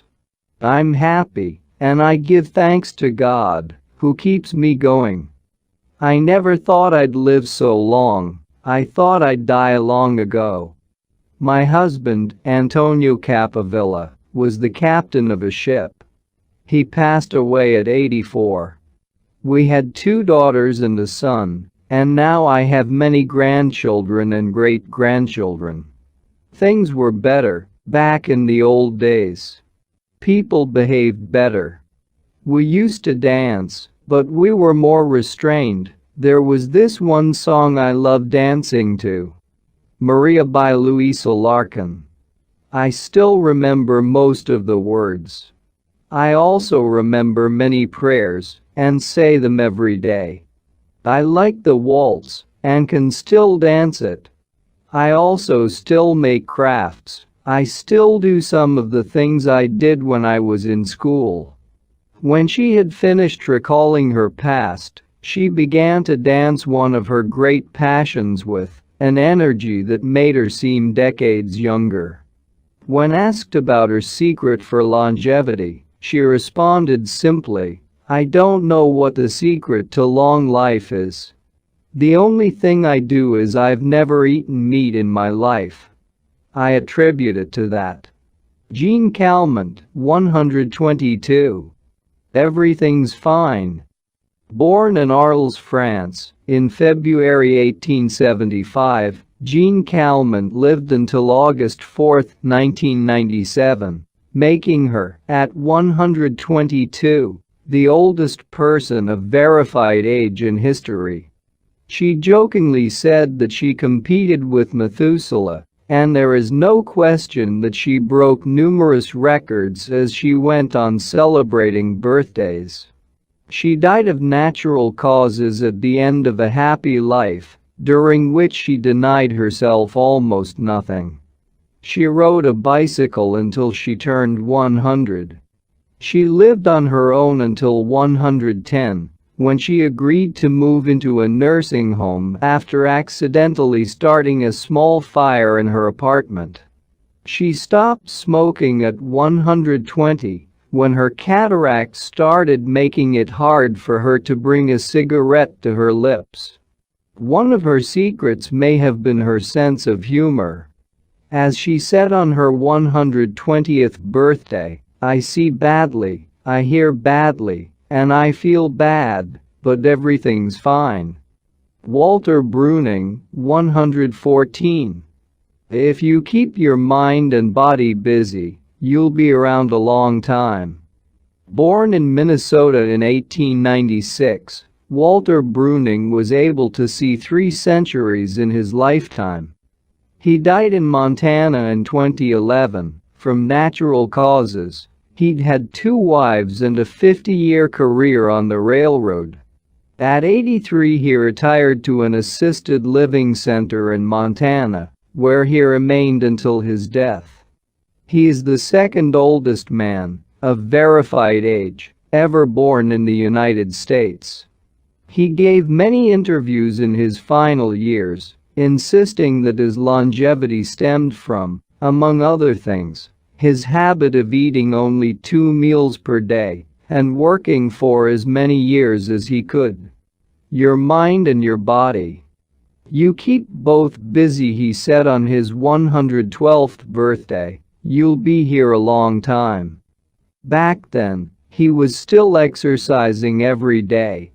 Among Bruning's other secrets, he had a habit of helping others, and he wasn't afraid of dying. As he declared in a 2010 interview with the Associated Press, "We're all going to die. Some people are scared of dying. Never be afraid to die. Because you're born to die." Before passing away in 2011, he is said to have told a pastor that he'd made a deal with God. If he wasn't going to get better, it was time to go. Alexander Imich, 111. I just haven't died yet. Born in Poland in 1903, Alexander Imich was a chemist and parapsychologist residing in the United States, who, after the death of his predecessor in 2014, became the oldest man of authenticated age in the world. Imich himself died shortly thereafter, in June of that year, leaving behind a long life rich with experiences. Imich attributed his longevity to, among other things, never drinking alcohol. "It's not as though I'd won the Nobel Prize," he said upon being declared the world's oldest man. "I never thought I'd get to be so old." When asked about his secret to living so long, his answer was, "I don't know. I just haven't died yet." Ikigai artists. The secret to long life, however, is not held by supercentenarians alone. There are many people of advanced age who, though they haven't made it into Guinness World Records, offer us inspiration and ideas for bringing energy and meaning to our lives. Artists, for example, who carry the torch of their Ikigai instead of retiring, have this power. Art, in all its forms, is an Ikigai that can bring happiness and purpose to our days. Enjoying or creating beauty is free, and something all human beings have access to. Hokusai, the Japanese artist who made woodblock prints in the ukiyo-e style and lived for 88 years, from the mid-18th to the mid-19th century, added this postscript to the first edition of his 100 Views of Mount Fuji. All that I have produced before the age of 70 is not worth being counted. It is at the age of 73 that I have somewhat begun to understand the structure of true nature, of animals and grasses, and trees and birds, and fishes and insects. Consequently, at 80 years of age I shall have made still more progress. At 90 I hope to have penetrated into the mystery of things.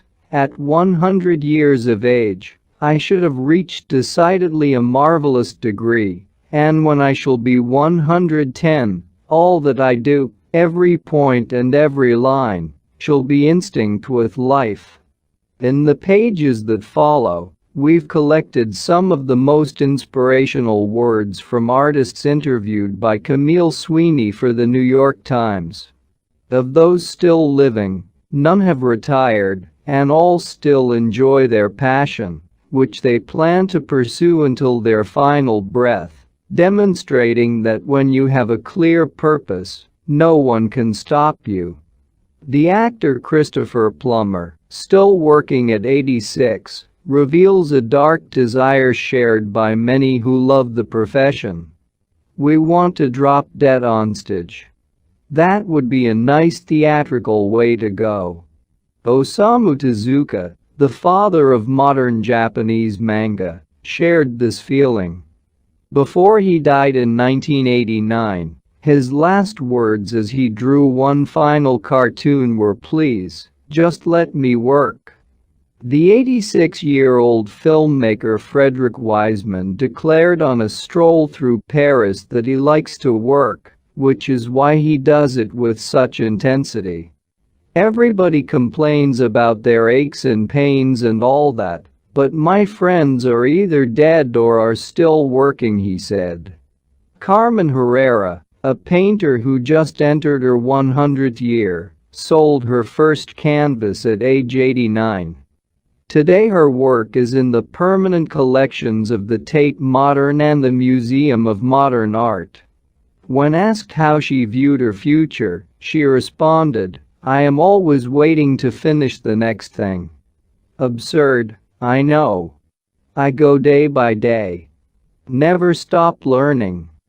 You may grow old and trembling in your anatomies. You may lie awake at night listening to the disorder of your veins. You may miss your only love. You may see the world about you devastated by evil lunatics, or know your honor trampled in the sowers of baser minds. There is only one thing for it then to learn. Learn why the world wags and what wags it. That is the only thing which the mind can never exhaust, never alienate, never be tortured by, never fear or distrust, and never dream of regretting. T.H. White, the once and future king. For his part, naturalist and author Edward O. Wilson asserted, "I feel I have enough experience to join those who are addressing big questions." About 10 years ago, when I began reading and thinking more broadly about the questions of what are we, where did we come from, and where are we going, I was astonished at how little this was being done. Ellsworth Kelly, an artist who passed away in 2015 at the age of 92, assured us that the idea that we lose our faculties with age is, in part, a myth, because instead we develop a greater clarity and capacity for observation. It's one thing about getting older, you see more. Every day I'm continuing to see new things. That's why there are new paintings. At 86, the architect Francc Miralles reminds us that some buildings can take 7 years from the time you're hired until you're finished, a fact that favors a patient attitude with regard to the passage of time. The man responsible for the Guggenheim Museum Bilbao, however, knows how to live in the here and now. You stay in your time. You don't go backward. I think if you relate to the time you're in, you keep your eyes and ears open, read the paper, see what's going on, stay curious about everything, you will automatically be in your time. Longevity in Japan. Because of its robust civil registry, many of those verified as having lived the longest are found in the United States. However, there are many centenarians living in remote villages in other countries. A peaceful life in the countryside seems pretty common among people who have watched a century pass. Without question, the international superstar of longevity is Japan, which is the highest life expectancy of any country in the world.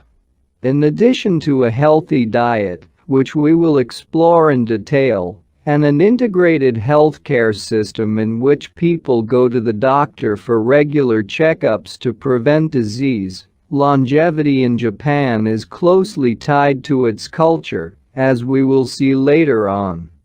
The sense of community and the fact that Japanese people make an effort to stay active until the very end are key elements of their secret to long life. If you want to stay busy even when there's no need to work, there has to be an Ikigai on your horizon, a purpose that guides you throughout your life and pushes you to make things of beauty and utility for the community and yourself. Chapter 6. Lessons from Japan's Centenarians. Traditions and proverbs for happiness and longevity. To get to Ejimi, we had to fly nearly 3 hours from Tokyo to Naha, the capital of Okinawa. Several months earlier we had contacted the town council of a place known as the Village of Longevity to explain the purpose of our trip and our intention to interview the oldest members of the community. After numerous conversations, we finally got the help we were looking for and were able to rent a house just outside the town. 1 year after starting this project, we found ourselves on the doorstep of some of the longest living people in the world. We realized right away that time seems to have stopped there, as though the entire town were living in an endless here and now. Arriving in Ejimi. After 2 hours on the road from Naha, we're finally able to stop worrying about the traffic. To our left are the sea and an empty stretch of beach. To our right, the mountainous jungle of Okinawa's Yanbaru forests. Once Route 58 passes Nago, where Orion beer, the pride of Okinawa, is made, it skirts the coast until it reaches Ejimi.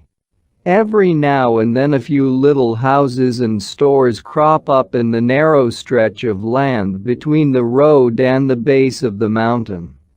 We pass small clusters of houses scattered here and there as we enter the municipality of Ejimi, but the town doesn't really seem to have a center. Our GPS finally guides us to our destination. The Center for the Support and Promotion of Well-Being, housed in an unattractive cinder block building right off the highway. We go in through the back door, where a man named Tyra is waiting for us. Beside him is a petite, cheerful woman who introduces herself as Yuki. 2 other women immediately get up from desks and show us to a conference room. They serve us each a cup of green tea and a few shikiwasa, a small citrus fruit that packs a big nutritional punch, as we will see later on. Tyra sits down across from us in his formal suit and opens up a large planner and a 3-ring binder.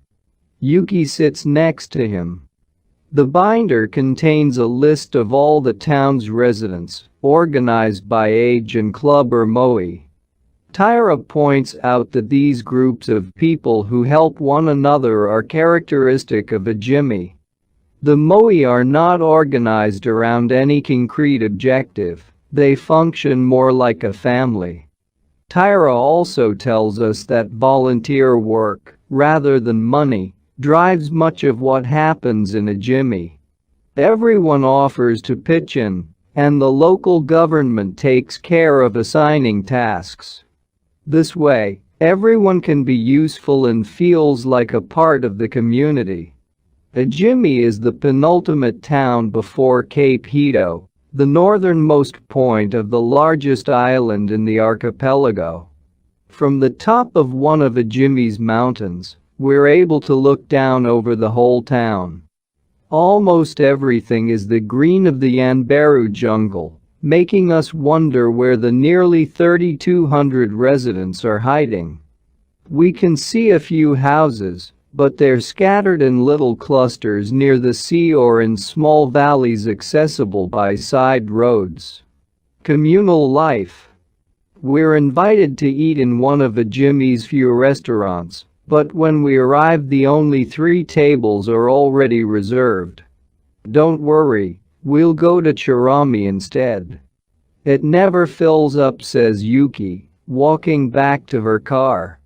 She's still driving at age 88 and takes great pride in that. Her copilot is 99 and has also decided to spend the day with us. We have to drive fast to keep up with them on a highway that is sometimes more dirt than asphalt. Finally reaching the other end of the jungle, we can at last sit down to eat. I don't really go to restaurants, Yuki says as we take our seats.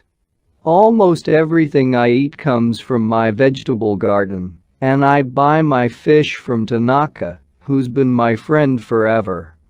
The restaurant is right by the sea and seems like something from the planet Tatooine, from Star Wars. The menu boasts in large letters that it serves slow food prepared with organic vegetables grown in the town. But really, Yuki continues, food is the least important thing. She is extroverted and rather pretty. She likes to talk about her role as the director of several associations run by the local government. Food won't help you live longer, she says, bringing to her lips a bite of the diminutive confection that followed our meal. The secret is smiling and having a good time. There are no bars and only a few restaurants in a jimmy, but those who live there enjoy a rich social life that revolves around community centers.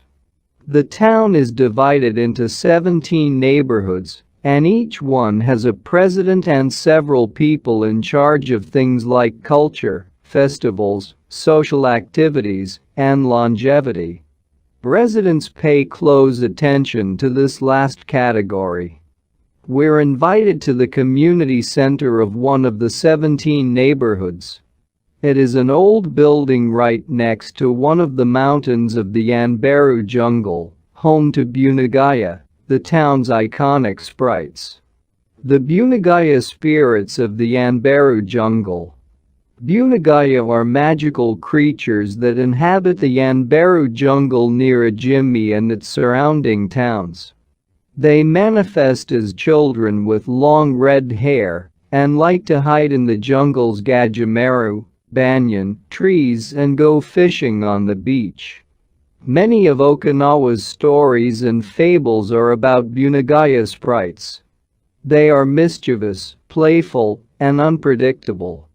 Locals say that the Bunagaya love the mountains, rivers, sea, trees, earth, wind, and animals, and that if you want to befriend them, you have to show respect for nature.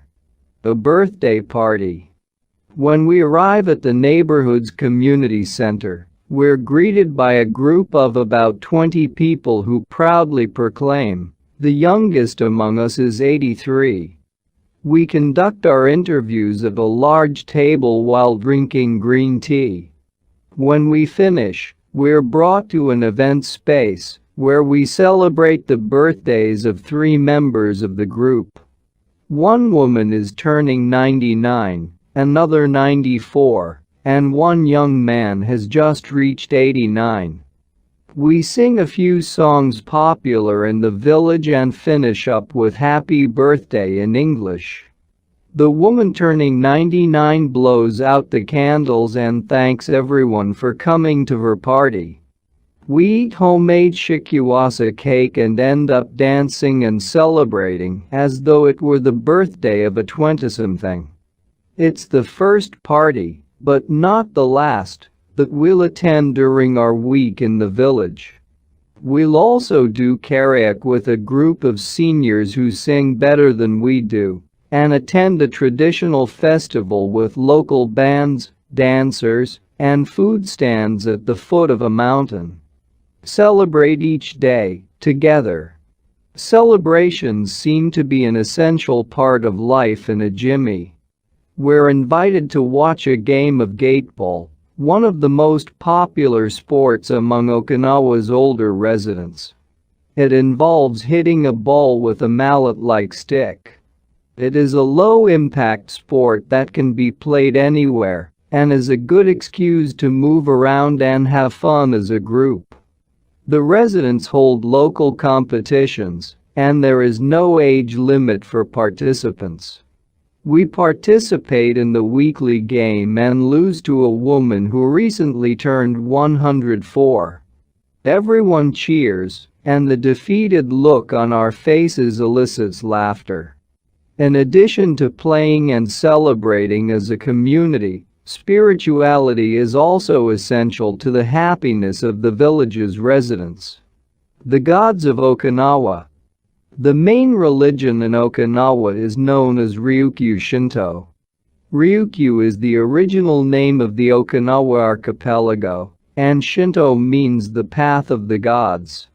One Ryukyu Shinto combines elements of Chinese Taoism, Confucianism, Buddhism, and Shintoism, with shamanistic and animistic elements. According to this ancient faith, the world is populated by an infinite number of spirits divided into several types. Spirits of the home, of the forest, of the trees, and of the mountains. It is important to appease these spirits through rituals and festivals, and by consecrating sacred grounds. Okinawa is full of sacred jungles and forests, where many of the 2 main kinds of temples are found. The Utaki and the Uganju. We visited an Uganju, or small open-air temple adorned with incense and coins, next to a waterfall and a jimmy. The Utaki is a collection of stones where people go to pray and where, supposedly, spirits gather. In Okinawa's religious practice, women are considered spiritually superior to men, whereas the opposite is true of traditional Shintoism in the rest of Japan. Yuta are women chosen as mediums by their communities to make contact with the spirit realm through traditional rites. Ancestor worship is another important feature of spiritual practice in Okinawa, and in Japan in general. The home of each generation's firstborn usually contains a butsudan, or small altar, used to pray for and make offerings to the family's ancestors. The older, the stronger. Looking back, our days in a jimmy were intense, but relaxed, sort of like the lifestyle of the locals, who always seemed to be busy with important tasks, but who, upon closer inspection, did everything with a sense of calm. They were always pursuing their Ikigai, but they were never in a rush. Not only did they seem to be happily busy, but we also noticed that they followed the other principles for happiness that Washington Burnap stated 200 years ago. The grand essentials to happiness in this life are something to do, something to love, and something to hope for. 2. On our last day, We went to buy gifts at a small market at the edge of town. The only things sold there are local vegetables, green tea, and shikiwasa juice, along with bottles of water from a spring hidden in the Yanbaru forests, bearing labels that read longevity water. We bought ourselves some of this longevity water and drank it in the parking lot, looking out over the sea and hoping that the little bottles that promised a magic elixir would bring us health and long life and would help us find our own Ikigai. Then we took a photo with a statue of Abunagaya and walked up to it one last time to read the inscription. The interviews. Over the course of a week we conducted a total of 100 interviews, asking the eldest members of the community about their life philosophy, their Ikigai, and the secrets to longevity. We filmed these conversations with 2 cameras for use in a little documentary and chose a few especially meaningful and inspiring statements to include in this section of the book. 1. Don't worry. The secret to a long life is not to worry. And to keep your heart young, don't let it grow old. Open your heart to people with a nice smile on your face. If you smile and open your heart, your grandchildren and everyone else will want to see you. The best way to avoid anxiety is to go out in the street and say hello to people. I do it every day. I go out there and say, hello. And see you later. Then I go home and care for my vegetable garden. In the afternoon, I spend time with friends. Here, everyone gets along. We try not to cause problems. Spending time together and having fun is the only thing that matters. 2. Cultivate good habits. I feel joy every morning waking up at 6 and opening the curtains to look out at my garden, where I grow my own vegetables. I go right outside to check on my tomatoes, my mandarin oranges. I love the sight of them, it relaxes me. After an hour in the garden I go back inside and make breakfast. I plant my own vegetables and cook them myself. That's my Ikigai. The key to staying sharp in old age is in your fingers. From your fingers to your brain, and back again. If you keep your fingers busy, you'll live to see 100. I get up at 4 every day. I set my alarm for that time, have a cup of coffee, and do a little exercise, lifting my arms. That gives me energy for the rest of the day. I eat a bit of everything. I think that's the secret. I like variety in what I eat. I think it tastes better. Working. If you don't work, your body breaks down. When I wake up, I go to the Butsudan and light incense. You have to keep your ancestors in mind. It's the first thing I do every morning. I wake up every day at the same time, early, and spend the morning in my vegetable garden. I go dancing with my friends once a week. I do exercise every day, and every morning I go for a little walk. I never forget to do my Taiso exercises when I get up. Eating vegetables, it helps you live longer. To live a long time you need to do 3 things.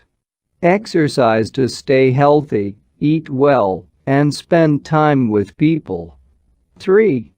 Nurture your friendships every day. Getting together with my friends is my most important Ikigai.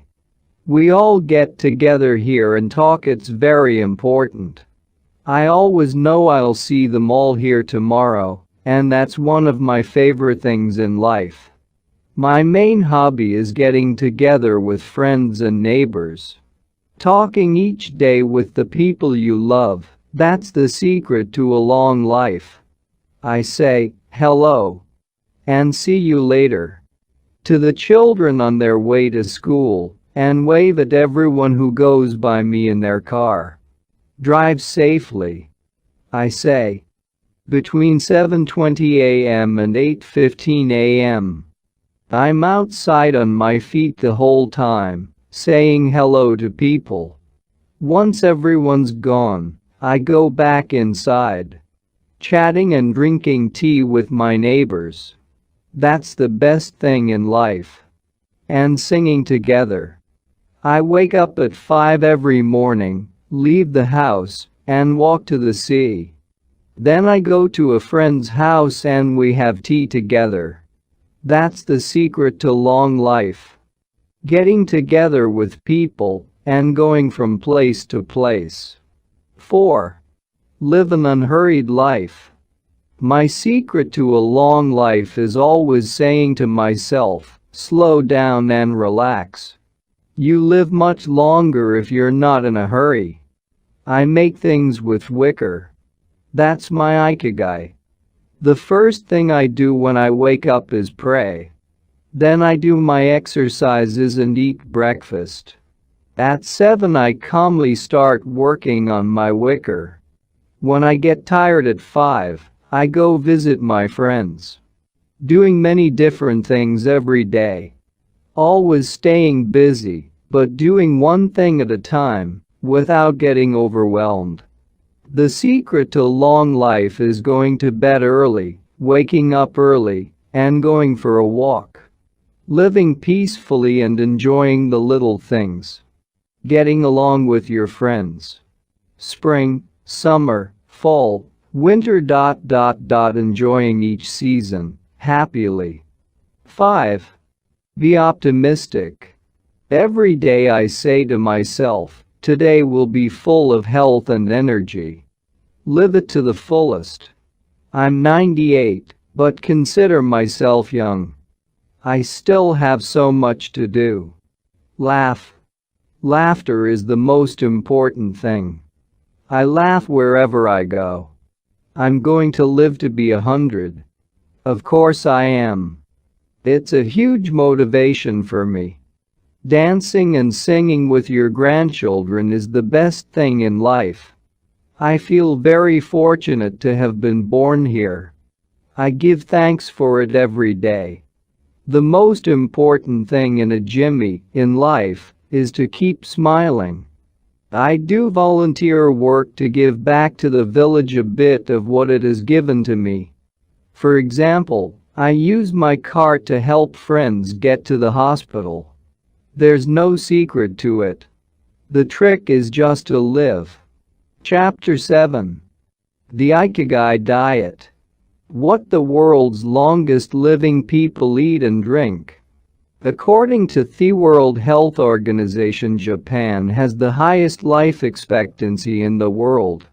85 years for men and 87.3 years for women. Moreover, it has the highest ratio of centenarians in the world. More than 520 for every million people, as of September 2016. The above graphic, which compares life expectancy in Japan, its province Okinawa, Sweden, and the United States, shows that, while life expectancy in Japan is high overall, Okinawa exceeds the national average. Okinawa is one of the areas in Japan that were most affected by World War II. As a result not only of conflicts on the battlefield, but also of hunger and a lack of resources once the war ended, the average life expectancy was not very high during the 1940s and 1950s. As Okinawan's recovered from the destruction, however, they came to be some of the country's longest living citizens. What secrets to long life do the Japanese hold? What is it about Okinawa that what secrets to long life do the Japanese hold? What is it about Okinawa that makes it the best of the best in terms of life expectancy?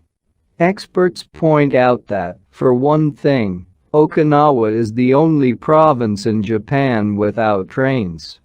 Its residents have to walk or cycle when not driving. It is also the only province that has managed to follow the Japanese government's recommendation of eating less than 10 grams of salt per day. Okinawa's miracle diet. The mortality rate from cardiovascular disease in Okinawa is the lowest in Japan, and diet almost certainly has a lot to do with this. It is no coincidence that the Okinawa diet is so often discussed around the world at panels on nutrition. The most concrete and widely cited data on diet in Okinawa come from studies by Makoto Suzuki, a cardiologist at the University of the Ryukyus, who has published more than 700 scientific articles on nutrition and aging in Okinawa since 1970. Bradley J. Wilcox and D. Craig Wilcox joined Makoto Suzuki's research team and published a book considered the Bible on the subject, The Okinawa Program. 1. They reached the following conclusions. Locals eat a wide variety of foods, especially vegetables. Variety seems to be key. A study of Okinawa's centenarians showed that they ate 206 different foods, including spices, on a regular basis. They ate an average of 18 different foods each day, a striking contrast to the nutritional poverty of our fast food culture. They eat at least 5 servings of fruits and vegetables every day. At least 7 types of fruits and vegetables are consumed by Okinawans on a daily basis. The easiest way to check if there is enough variety on your table is to make sure you're eating the rainbow. A table featuring red peppers, carrots, spinach, cauliflower, and eggplant, for example, offers great color and variety. Vegetables, potatoes, legumes, and soy products such as tofu are the staples of an Okinawan's diet. More than 30% of their daily calories comes from vegetables. Grains are the foundation of their diet. Japanese people eat white rice every day, sometimes adding noodles. Rice is the primary food in Okinawa as well. They rarely eat sugar, and if they do, it's cane sugar. We drove through several sugarcane fields every morning on our way to a jimmy, and even drank a glass of cane juice at Nakajin Castle. Beside the stall selling the juice was a sign describing the anti-carcinogenic benefits of sugarcane. In addition to these basic dietary principles, Okinawans eat fish an average of 3 times per week. Unlike in other parts of Japan, the most frequently consumed meat is pork, though locals eat it only once or twice per week. Along these lines, Makoto Suzuki's studies indicate the following. Okinawans consume, in general, 1/3 as much sugar as the rest of Japan's population, which means that sweets and chocolate are much less a part of their diet. They also eat practically half as much salt as the rest of Japan, 7 grams per day, compared to an average of 12. They consume fewer calories, an average of 1,785 per day, compared to 2,068 in the rest of Japan. In fact, low caloric intake is common among the 5 blue zones. Harahachi-bu. This brings us back to the 80% rule we mentioned in the first chapter, a concept known in Japanese as harahachi-bu. It's easy to do. When you notice you're almost full but could have a little more ... just stop eating. One easy way to start applying the concept of harahachi-bu is to skip dessert, or to reduce portion size. The idea is to still be a little bit hungry when you finish. This is why portion size tends to be much smaller in Japan than in the West. Food isn't served as appetizers, main courses, and dessert. Instead, it's much more common to see everything presented at once on small plates. One with rice, another with vegetables, a bowl of miso soup, and something to snack on. Serving food on many small plates makes it easier to avoid eating too much and facilitates the varied diet discussed at the beginning of this chapter. Harahachibu is an ancient practice. The 12th century book on Zen Buddhism Zazen Yujinki recommends eating 2/3 as much as you might want to. Eating less than one might want is common among all Buddhist temples in the East. Perhaps Buddhism recognized the benefits of limiting caloric intake more than 9 centuries ago. So, eat less to live longer? Few would challenge this idea. Without taking it to the extreme of malnutrition, of course, eating fewer calories than our bodies ask for seems to increase longevity. The key to staying healthy while consuming fewer calories is eating foods with a high nutritional value, especially superfoods, and avoiding those that add to our overall caloric intake but offer little to no nutritional value. The calorie restriction we've been discussing is one of the most effective ways to add years to your life. If the body regularly consumes enough, or too many, calories, it gets lethargic and starts to wear down, expending significant energy on digestion alone. Another benefit of calorie restriction is that it reduces levels of IGF-1, insulin-like growth factor 1, in the body. IGF-1 is a protein that plays a significant role in the aging process. It seems that one of the reasons humans and animals age is an excess of this protein in their blood. Whether calorie restriction will extend lifespan in humans is not yet known, but data increasingly indicate that moderate calorie restriction with adequate nutrition has a powerful protective effect against obesity, type 2 diabetes, inflammation, hypertension, and cardiovascular disease, and reduces metabolic risk factors associated with cancer. An alternative to following the 80% rule on a daily basis is to fast for 1 or 2 days each week. The 5-2, or fasting, diet recommends 2 days of fasting, consuming fewer than 500 calories every week, and eating normally on the other 5 days. Among its many benefits, fasting helps cleanse the digestive system and allows it to rest. 15 natural antioxidants found in the Okinawan diet. Antioxidants are molecules that slow the oxidation process in cells, neutralizing the free radicals that cause damage and accelerate aging. The antioxidant power of green tea, for example, is well known and will be discussed later at greater length. Because they are rich in antioxidants and are eaten nearly every day in the region, these 15 foods are considered keys to Okinawan vitality.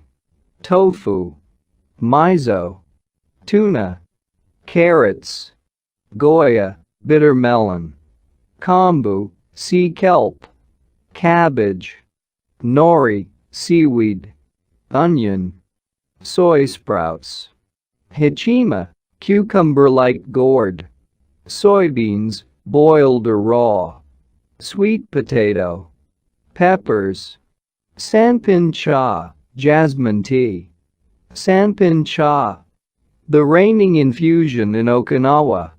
Okinawans drink more sanpin cha, a mix of green tea and jasmine flowers, than any other kind of tea. The closest approximation in the West would be the jasmine tea that usually comes from China. A 1988 study conducted by Hiroko Sho at the Okinawa Institute of Science and Technology indicates that jasmine tea reduces blood cholesterol levels. 4-sanpin can be found in many different forms in Okinawa and is even available in vending machines. In addition to all the antioxidant benefits of green tea, it boasts the benefits of jasmine, which include reducing the risk of heart attack, strengthening the immune system, helping relieve stress, lowering cholesterol. Okinawas drink an average of 3 cups of sanpin cha every day. Okinawas drink an average of 3 cups of sanpin cha every day. It might be hard to find exactly the same blend in the West, but we can drink jasmine tea, or even a high-quality green tea, instead. The secrets of green tea. Green tea has been credited for centuries with significant medicinal properties.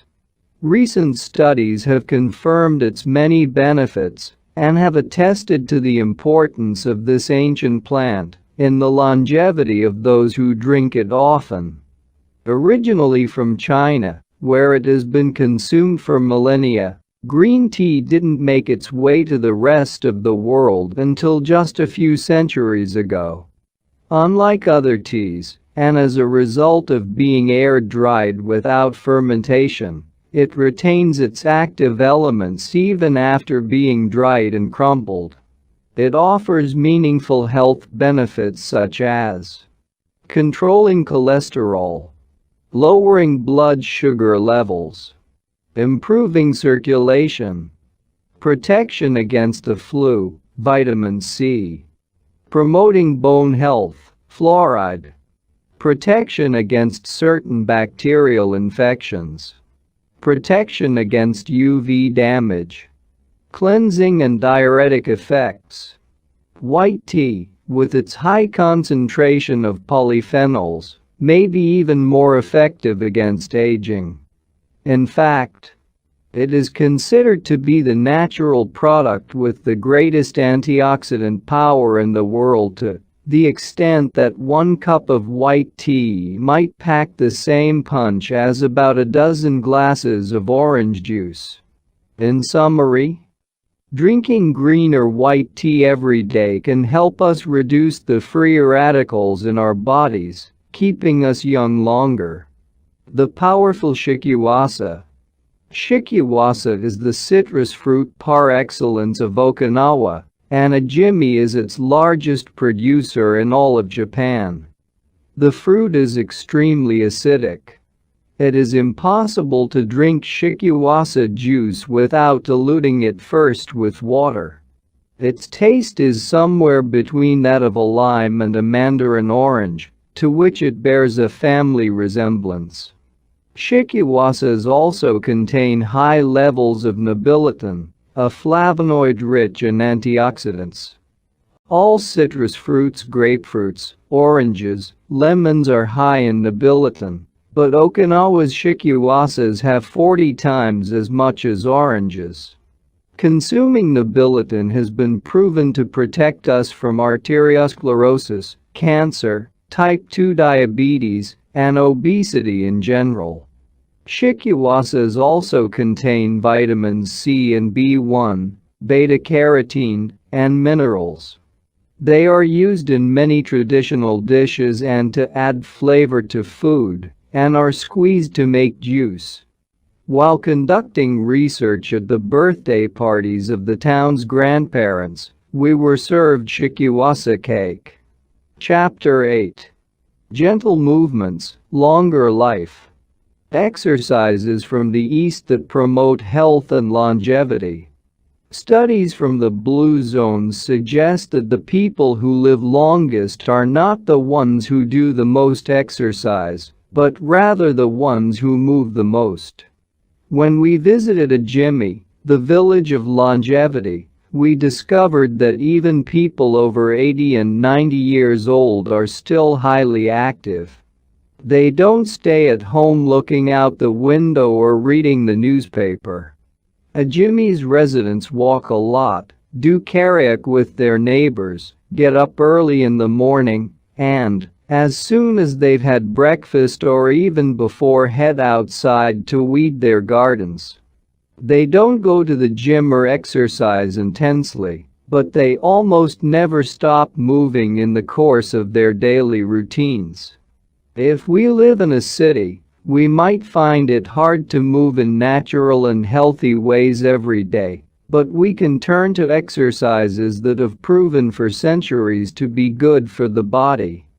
The Eastern disciplines for bringing body, mind, and soul into balance have become quite popular in the West, but in their countries of origin, they have been used for ages to promote health. Yoga, originally from India, though very popular in Japan and China's Qigong and Tai Chi, among other disciplines, seek to create harmony between a person's body and mind so they can face the world with strength, joy, and serenity. They are touted as elixirs of youth, and science has endorsed the claim. They are touted as elixirs of youth, and science has endorsed the claim. These gentle exercises offer extraordinary health benefits and are particularly appropriate for older individuals who have a harder time staying fit. Tai Chi has been shown, among other things, to slow the development of osteoporosis and Parkinson's disease, to increase circulation, and to improve muscle tone and flexibility. Its emotional benefits are just as important. It is a great shield against stress and depression. You don't need to go to the gym for an hour every day or run marathons. As Japanese centenarians show us, all you need is to add movement to your day. Practicing any of these Eastern disciplines on a regular basis is a great way to do so. An added benefit is that they all have well-defined steps, and as we saw in Chapter 4, disciplines with clear rules are good for flow. If you don't like any of these disciplines, feel free to choose a practice that you love and that makes you move. In the following pages we'll take a look at some of the practices that promote health and longevity, but first, a little appetizer. A singularly Japanese exercise for starting your day. Radio Taiso. This morning warm-up has been around since before World War II. The radio part of its name is from when the instructions for each exercise were transmitted over the radio, but today people usually do these movements while tuned to a television channel or internet video demonstrating the steps. One of the main purposes of doing Radio Taiso is to promote a spirit of unity among participants. The exercises are always done in groups, usually in schools before the start of classes, and in businesses before the workday begins. Statistics show that 30% of Japanese practice Radio Taiso for a few minutes every morning, but Radio Taiso is one thing that almost everyone we interviewed in a Jimmy had in common. Even the residents of the nursing home we visited dedicated at least 5 minutes every day to it, though some did the exercises from their wheelchairs. We joined them on their daily practice and we felt refreshed for the rest of the day. When these exercises are done in a group, it is usually on a sports field or in a large reception hall, and typically involves some kind of loudspeaker. The exercises take 5 or 10 minutes, depending on whether you do all or only some of them. They focus on dynamic stretching and increasing joint mobility. One of the most iconic Radio Taiso exercises, consists of simply raising mobility. One of the most iconic radio Taiso exercises consists of simply raising your arms above your head and then bringing them down in a circular motion. It is a tool to wake up the body, an easy mobility workout that is low in intensity and that focuses on exercising as many joints as possible. It might seem basic, but in our modern lives, we can spend days without raising our arms above our ears. Think about it. Our arms are down when using computers, when using smartphones, when reading books. One of the few times we raise our hands over our heads is when reaching for something in a cupboard or closet, while our ancestors were raising their hands over their heads all the time when gathering things from trees. Radio Taiso helps us to practice all the basic movements of the body. Yoga. Popular in Japan as well as in the West, yoga can be done by almost anyone. Some of its poses have even been adapted for pregnant women and practitioners with physical disabilities. Yoga comes from India, where it was developed millennia ago to unite our mental and physical elements.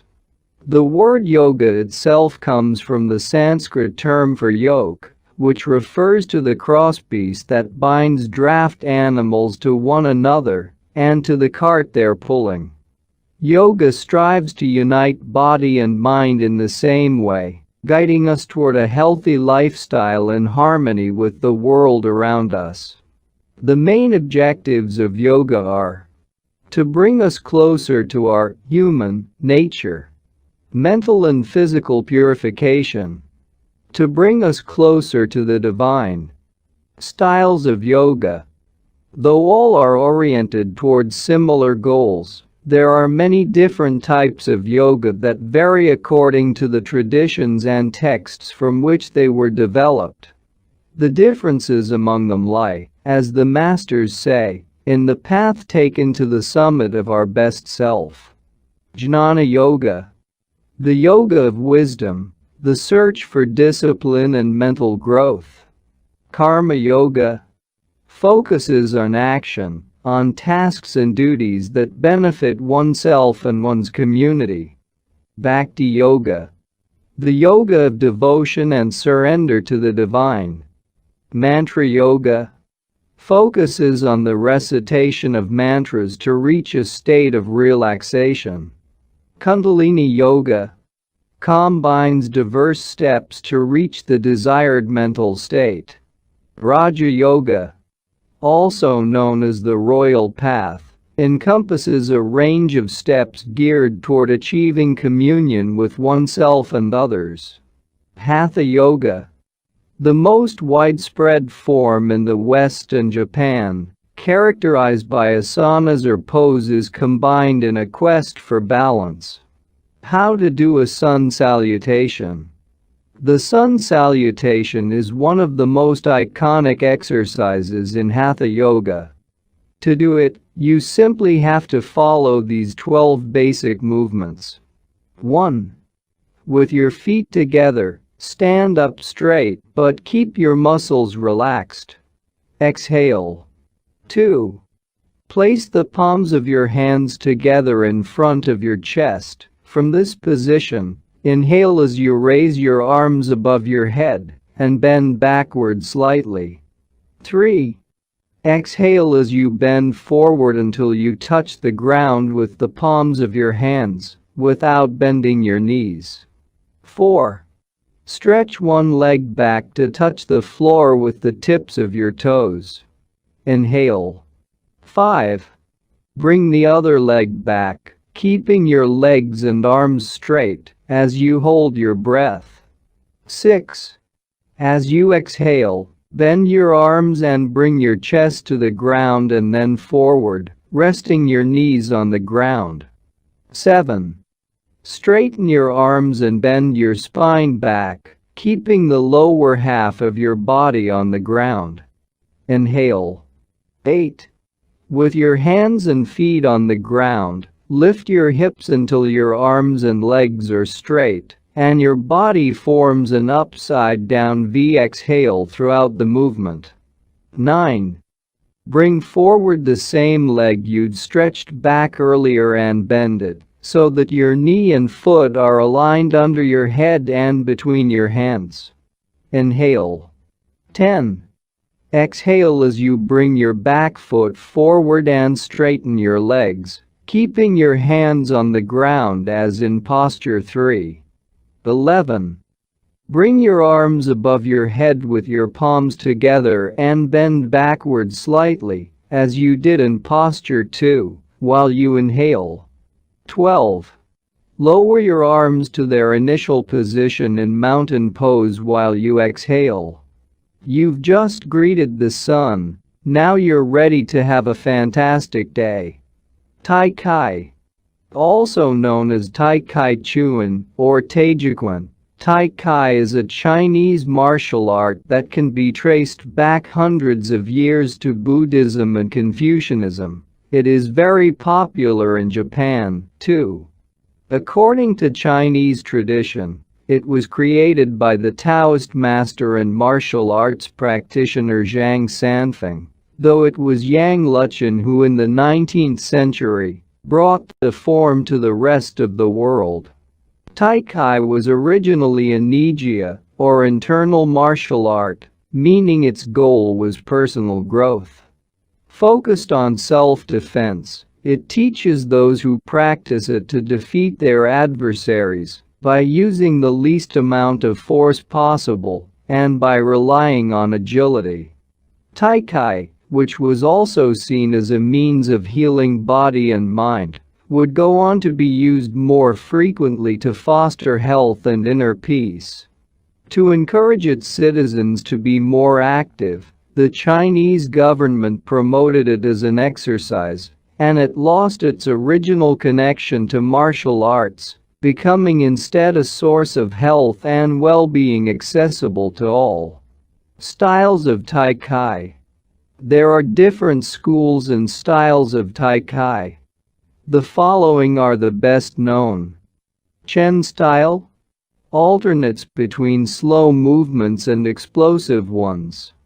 Yang style, the most widespread of the forms, characterized by slow, fluid movements. Wu style utilizes small, slow, deliberate movements. Hao style, centered on internal movements, with almost microscopic external movements, one of the least practiced forms of Tai Chi, even in China. Despite their differences, these styles all have the same objectives. 1. To control movement through stillness. 2. To overcome force through finesse. 3. To move second and arrive first. 4. To know yourself and your opponent. The 10 basic principles of Tai Chi. According to the master Yang Chengfu, the correct practice of Tai Chi follows 10 basic principles. 1. Elevate the crown of your head and focus all your energy there. 2. Tighten your chest and expand your back to lighten your lower body. 3. Relax your waist and let it guide your body. 4. Learn to differentiate between heaviness and lightness, knowing how your weight is distributed. 5. Relax the shoulders to allow free movement of the arms and promote the flow of energy. 6. Value the agility of the mind over the strength of the body.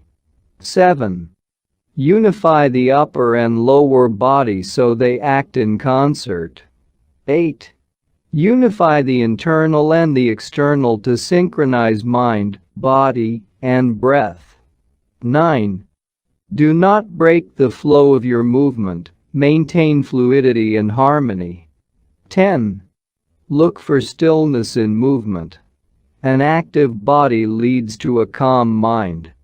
Imitating clouds. One of the best-known movements in Tai Chi, consists of following the form of clouds in an exercise called wave hands like clouds. Here are the steps. 1. Extend your arms in front of you with your palms down. 2.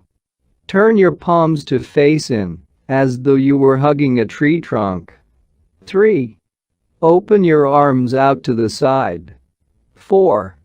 Bring the left arm up and center, and the right arm down and center. 5. Trace the shape of a ball in front of your body. 6.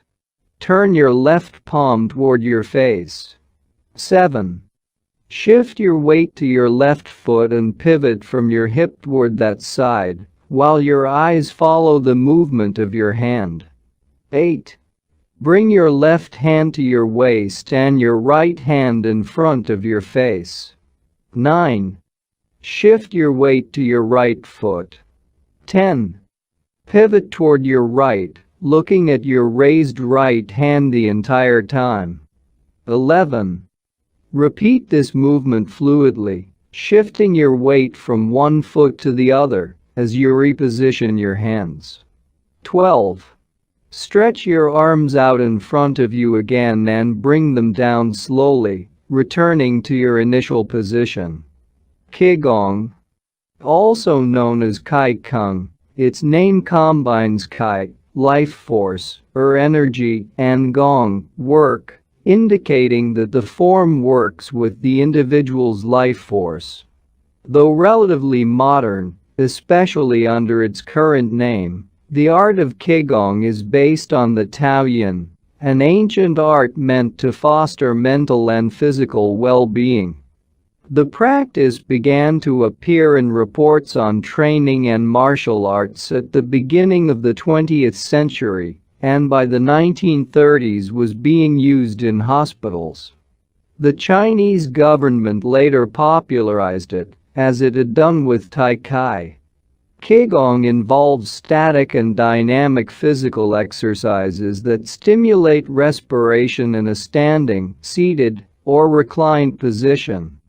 There are many different styles of Qigong, but all of them seek to strengthen and regenerate Qi. Though its movements are typically gentle, the practice is intense. Benefits of Qigong. According to numerous international scientific studies, Qigong, like Tai Chi and yoga, offers significant health benefits. The following stand out among those proven through scientific research, as observed by Dr. Kenneth M. Sancier of San Francisco's Qigong Institute in his article Medical Applications of Qigong. Modification of brain waves. Improved balance of sex hormones. Lower mortality rate from heart attacks. Lower blood pressure in patients with hypertension. Greater bone density. Better circulation.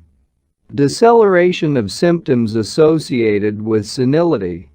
Greater balance and efficiency of bodily functions.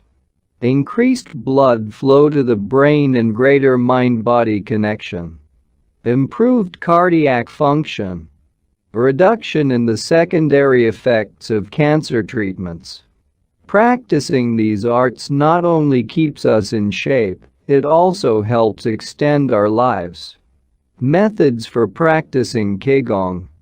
In order to practice Qigong correctly, we should remember that our life energy flows through our whole body. We should know how to regulate its many parts. 1.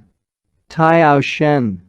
Regulating the body by adopting the correct posture. It is important to be firmly rooted to the ground.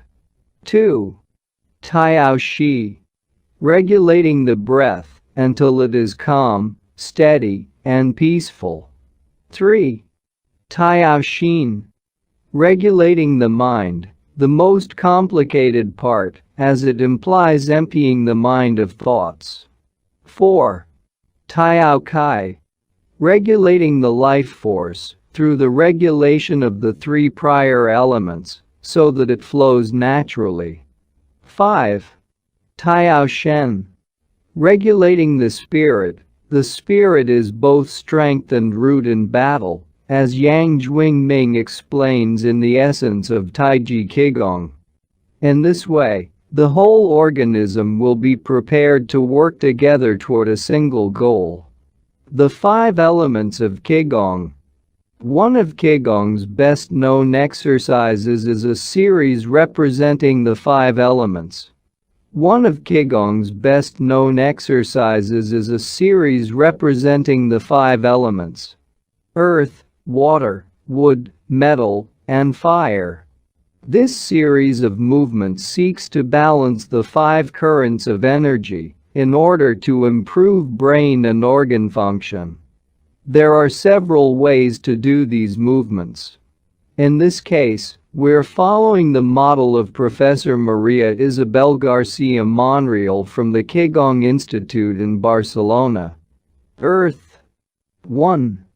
Stand with your legs apart and your feet directly below your shoulders. 2. Turn your feet outward slightly to strengthen the posture.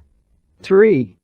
Keep your shoulders relaxed and down and your arms loose at your sides, slightly away from your body. This is the Wu Kai, or rooted, posture. 4. As you inhale, raise your arms in front of you until your hands are level with your shoulders, your palms facing down. 5. Exhale as you bend your knees and bring your arms down until your hands are level with your stomach, your palms facing in. 6. Hold this position for a few seconds, focusing on your breath. Water. 1. Starting from earth posture, bend your knees into a squat, keeping your chest upright and exhaling throughout. 2. Press your coccyx downward to stretch your lumbar spine. 3. As you inhale, stand to return to earth posture. 4. Repeat twice, for a total of 3. Wood. 1. Starting from earth posture, turn your palms upward and open your arms to the side, forming a circle as you inhale, until your hands are level with your clavicle. Turn your hands so that your palms and elbows point downward, while keeping your shoulders relaxed. 2. Reverse the movement as you exhale, making a downward circle with your arms until you reach your initial position. 3. Repeat twice, for a total of 3. Metal. 1. Starting from earth posture, raise your arms until your hands are level with your sternum. 2. Turn your palms toward each other, about 4 inches apart, with your fingers relaxed and slightly separated, pointing upward. 3. As you inhale, move your hands away from each other until they are shoulder width apart. 4. As you exhale, bring your hands toward each other until they are back in position 2. 5. Repeat twice, for a total of 3, observing the concentration of energy as you bring your hands together in front of your lungs. Fire. 1. Starting from earth posture, bring your hands level with your heart as you inhale, with one hand slightly above the other and your palms facing each other. 2. Rotate your hands to feel the energy of your heart. 3. Turn from your waist gently to the left, keeping your torso relaxed and your forearms parallel to the ground. 4. With your palms still facing each other, separate your hands, bringing one up until it is level with your shoulder, and the other down in front of your abdomen. 5. Turn from your waist gently to the right, keeping your torso relaxed and your forearms parallel to the ground. 6. As you exhale, let your hands come back together in front of your heart. 7. With your palms still facing each other, separate your hands, bringing one up until it is level with your shoulder and the other down in front of your abdomen. Completing the series. 1. Starting from earth posture, inhale as you bring your hands level with your shoulders, palms facing down. 2. As you exhale, lower your arms to rest at your sides, returning to the initial Wukai posture. Shiatsu. Created in Japan in the early 20th century, principally for the treatment of arthritis, Shiatsu also works on energy flow through the application of pressure with the thumbs and the palms of the hands.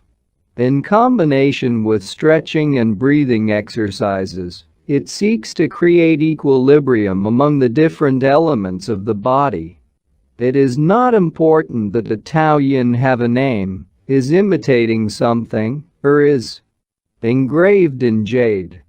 What is important is the technique and the essence of what is really practiced. Stretching and contracting, bending and lifting of the head, stepping, lying down, resting or standing, walking or stepping. Slowly, screaming or breathing, everything can be a Tao Yin. Ji Hong. Breathe better, live longer. The book Shuzhen Shishu, known in the West as 10 Books on the Cultivation of Perfection, dates back to the 13th century and is a compendium of materials from diverse sources on developing the mind and body.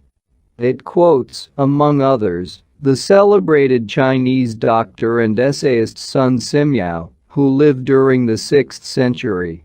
Sun Simiao was a proponent of a technique called the 6 healing sounds, which involves the coordination of movement, breathing, and pronouncing sounds with the purpose of bringing our souls to a place of calm. The 6 sounds are Zu, pronounced like SHH with a deep sigh, which is associated with the liver. He, pronounced like her with a yawn, which is associated with the heart. C, pronounced like sir with a slow exhale, which is associated with the lungs. Chui, pronounced like chui with a forceful exhale, which is associated with the kidneys. Hu, pronounced like hu, which is associated with the spleen. Zai, pronounced like shi, which connects the whole body. The following poem by Sun Simiao offers clues about how to live well according to the season. It reminds us of the importance of breathing and suggests that as we breathe, we visualize the organs associated with each of the healing sounds. In spring, breathe Zu for clear eyes, and so would canade your liver. In summer, reach for He, so that heart and fire can be at peace. In fall, breathe Si to stabilize and gather metal, keeping the lungs moist. For the kidneys, next, breathe Chui and see your inner waters calm. The triple heater needs your Zai to expel all heat and troubles. In all 4 seasons, take deep breaths so your spleen can process food. And, of course, avoid exhaling noisily. Don't let even your own ears hear you. The practice is most excellent and will help preserve your divine elixir. It might feel confusing to be presented with all the Eastern traditions we have introduced in this chapter. The takeaway is that they all combine a physical exercise with an awareness of our breath. These 2 components, movement and breath, help us to bring our consciousness in line with our body, instead of allowing our mind to be carried away by the sea of daily worries. Most of the time, we are just not aware enough of our breathing. Chapter 9. Resilience and Wabi-sabi. How to face life's challenges without letting stress and worry age you. What is resilience? One thing that everyone with a clearly defined Ikigai has in common is that they pursue their passion no matter what. They never give up, even when the cards seem stacked against them, or they face one hurdle after another. We're talking about resilience, a concept that has become influential among psychologists. But resilience isn't just the ability to persevere. As we'll see in this chapter, it is also an outlook we can cultivate to stay focused on the important things in life, rather than what is most urgent, and to keep ourselves from being carried away by negative emotions. In the final section of the chapter, we'll explore techniques that go beyond resilience to cultivate anti-fragility. Sooner or later, we all have to face difficult moments, and the way we do this can make a huge difference to our quality of life. Proper training for our mind, body, and emotional resilience is essential for confronting life's ups and downs. Resilience is our ability to deal with setbacks. The more resilient we are, the easier it will be to pick ourselves up and get back to what gives meaning to our lives. Resilient people know how to stay focused on their objectives, on what matters, without giving into discouragement. Their flexibility is the source of their strength. They know how to adapt to change and to reversals of fortune. They concentrate on the things they can control and don't worry about those they can't. In the words of the famous Serenity Prayer by Reinhold Niebuhr, God, give us grace to accept with serenity the things that cannot be changed, courage to change the things which should be changed, and the wisdom to distinguish the one from the other. Emotional resilience through Buddhism and Stoicism. Siddhartha Gautama, Buddha, was born a prince of Kapilavastu, Nepal, and grew up in a palace, surrounded by riches. At 16 he married and had a child. Not satisfied by his family's wealth, at 29 he decided to try a different lifestyle and ran away from the palace to live as an ascetic. But it wasn't asceticism that he was looking for. It didn't offer the happiness and well-being he sought. Neither wealth nor extreme asceticism worked for him. He realized that a wise person should not ignore life's pleasures. A wise person can live with these pleasures, but should always remain conscious of how easy it is to be enslaved by them. Zeno of Citium began his studies with the Cynics. The Cynics also led ascetic lives, leaving behind all earthly pleasures. They lived in the street, and the only thing they owned was the clothing on their backs. Seeing that cynicism did not give him a sense of well-being, Zeno abandoned its teachings to found the school of Stoicism, which centers on the idea that there is nothing wrong with enjoying life's pleasures, as long as they do not take control of your life as you enjoy them. You have to be prepared for those pleasures to disappear. The goal is not to eliminate all feelings and pleasures from our lives, as in cynicism, but to eliminate negative emotions.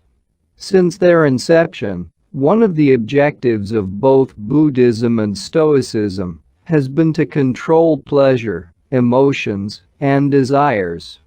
Though the philosophies are very different, both aim to curb our ego and control our negative emotions.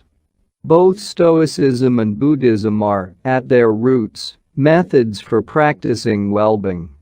According to Stoicism, our pleasures and desires are not the problem. We can enjoy them as long as they don't take control of us. The Stoics viewed those who were able to control their emotions as virtuous. What's the worst thing that could happen? We finally land our dream job, but after a little while we are already hunting for a better one. We win the lottery and buy a nice car, but then decide we can't live without a sailboat. We finally win the heart of the man or woman we've been without a sailboat. We finally win the heart of the man or woman we've been pining for, and suddenly find we have a wandering eye. People can be insatiable. The Stoics believed that these kinds of desires and ambitions are not worth pursuing. The objective of the virtuous person is to reach a state of tranquility, apatheia. The absence of negative feelings such as anxiety, fear, shame, vanity, and anger, and the presence of positive feelings such as happiness, love, serenity, and gratitude. In order to keep their minds virtuous, the Stoics practiced something like negative visualization. They imagined the worst thing that could happen in order to be prepared if certain privileges and pleasures were taken from them. To practice negative visualization, we have to reflect on negative events, but without worrying about them. Seneca, one of the richest men in ancient Rome, lived a life of luxury, but was, nonetheless, an active Stoic. He recommended practicing negative visualization every night before falling asleep. In fact, he not only imagined these negative situations, he actually put them into practice, for example, by living for a week without servants, or the food and drink he was used to as a wealthy man. As a result, he was able to answer the question, what's the worst thing that could happen? Meditating for healthier emotions. In addition to negative visualization and not giving in to negative emotions, another central tenet of Stoicism is knowing what we can control and what we can't, as we see in the Serenity Prayer. Worrying about things that are beyond our control accomplishes nothing. We should have a clear sense of what we can change and what we can't, which in turn will allow us to resist giving in to negative emotions. In the words of Epictetus, it's not what happens to you, but how you react that matters.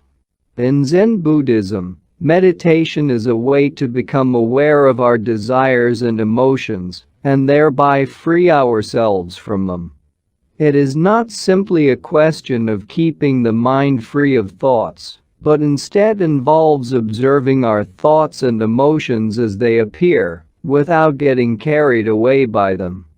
In this way, we train our minds not to get swept up in anger, jealousy, or resentment. One of the most commonly used mantras in Buddhism focuses on controlling negative emotions. Ak Magi Padme Hkc, in which Ak is the generosity that purifies the ego, Ma is the ethics that purifies jealousy, Gai is the patience that purifies passion and desire, Pat is the precision that purifies bias, Me is the surrender that purifies greed, and Hkc is the wisdom that purifies hatred. The here and now, and the impermanence of things. Another key to cultivating resilience is knowing in which time to live. Both Buddhism and Stoicism remind us that the present is all that exists, and it is the only thing we can control. Instead of worrying about the past or the future, we should appreciate things just as they are in the moment, in the now. The only moment in which you can be truly alive is the present moment, observes the Buddhist monk Thich Nhat Hanh. In addition to living in the here and now, the Stoics recommend reflecting on the impermanence of the things around us. The Roman Emperor Marcus Aurelius said that the things we love are like the leaves of a tree. They can fall at any moment with a gust of wind. He also said that changes in the world around us are not accidental, but rather form part of the essence of the universe, a rather Buddhist notion, in fact. We should never forget that everything we have and all the people we love will disappear at some point. This is something we should keep in mind, but without giving into pessimism.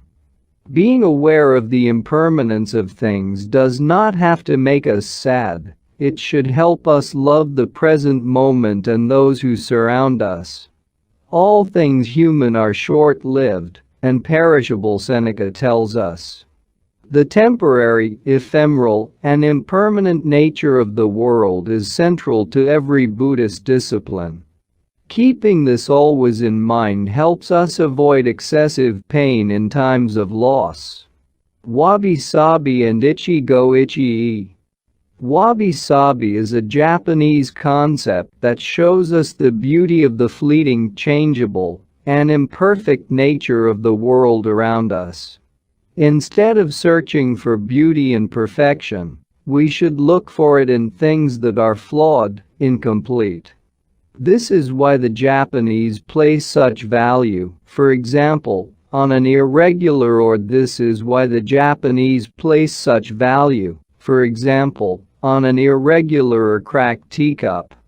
Only things that are imperfect, incomplete, and ephemeral can truly be beautiful, because only those things resemble the natural world. A complementary Japanese concept is that of Ikigai, which could be translated as this moment exists only now, and won't come again. It is heard most often in social gatherings as a reminder that each encounter, whether with friends, family, or strangers, is unique and will never be repeated, meaning that we should enjoy the moment and not lose ourselves in worries about the past or the future. The concept is commonly used in tea ceremonies, Zen meditation, and Japanese martial arts, all of which place emphasis on being present in the moment. In the West, we've grown accustomed to the permanence of the stone buildings and cathedrals of Europe, which sometimes gives us the sense that nothing changes, making us forget about the passage of time. Greco-Roman architecture adores symmetry, sharp lines, imposing facades, and buildings and statues of the gods that outlast the centuries. Japanese architecture, on the other hand, doesn't try to be imposing or perfect, because it is built in the spirit of wabi-sabi. The tradition of making structures out of wood presupposes their impermanence and the need for future generations to rebuild them. Japanese culture accepts the fleeting nature of the human being and everything we create. The Grand Shrine of Ice, for example, has been rebuilt every 20 years for centuries. The most important thing is not to keep the building standing for generations, but to preserve customs and traditions, things that can withstand the passage of time better than structures made by human hands. The key is to accept that there are certain things over which we have no control, like the passage of time and the ephemeral nature of the world around us. Ikigai teaches us to focus on the present and enjoy each moment that life brings us. This is why it is so important to find and pursue our Ikigai. Wabi-sabi teaches us to appreciate the beauty of imperfection as an opportunity for growth. Beyond resilience, anti-fragility.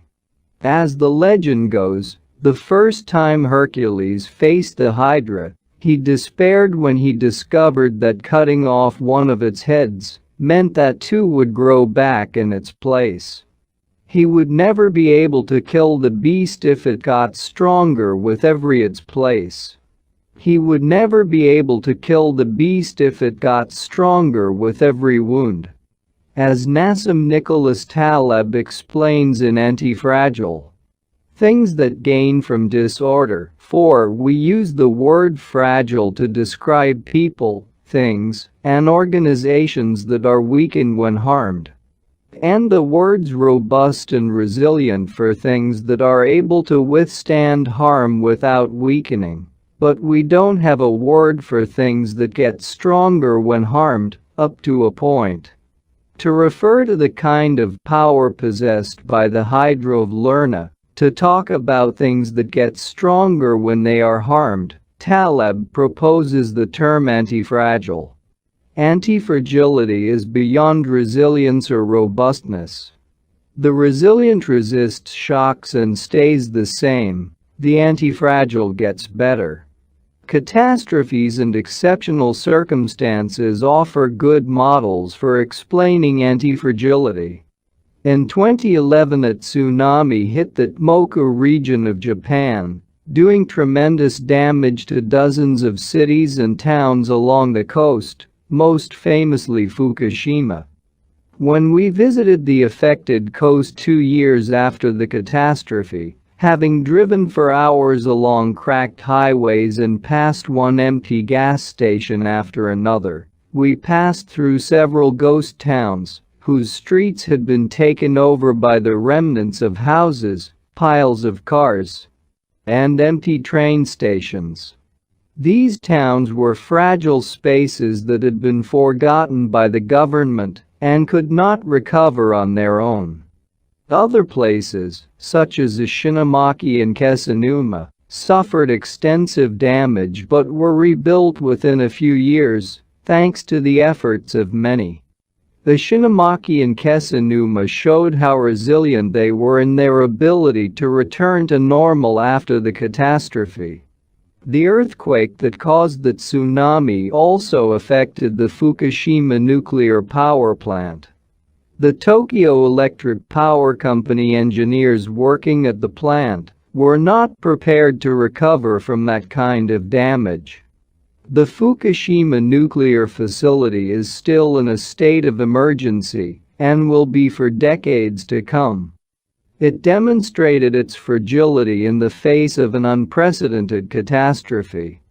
The Japanese financial markets closed minutes after the earthquake. Which businesses did the best in the aftermath?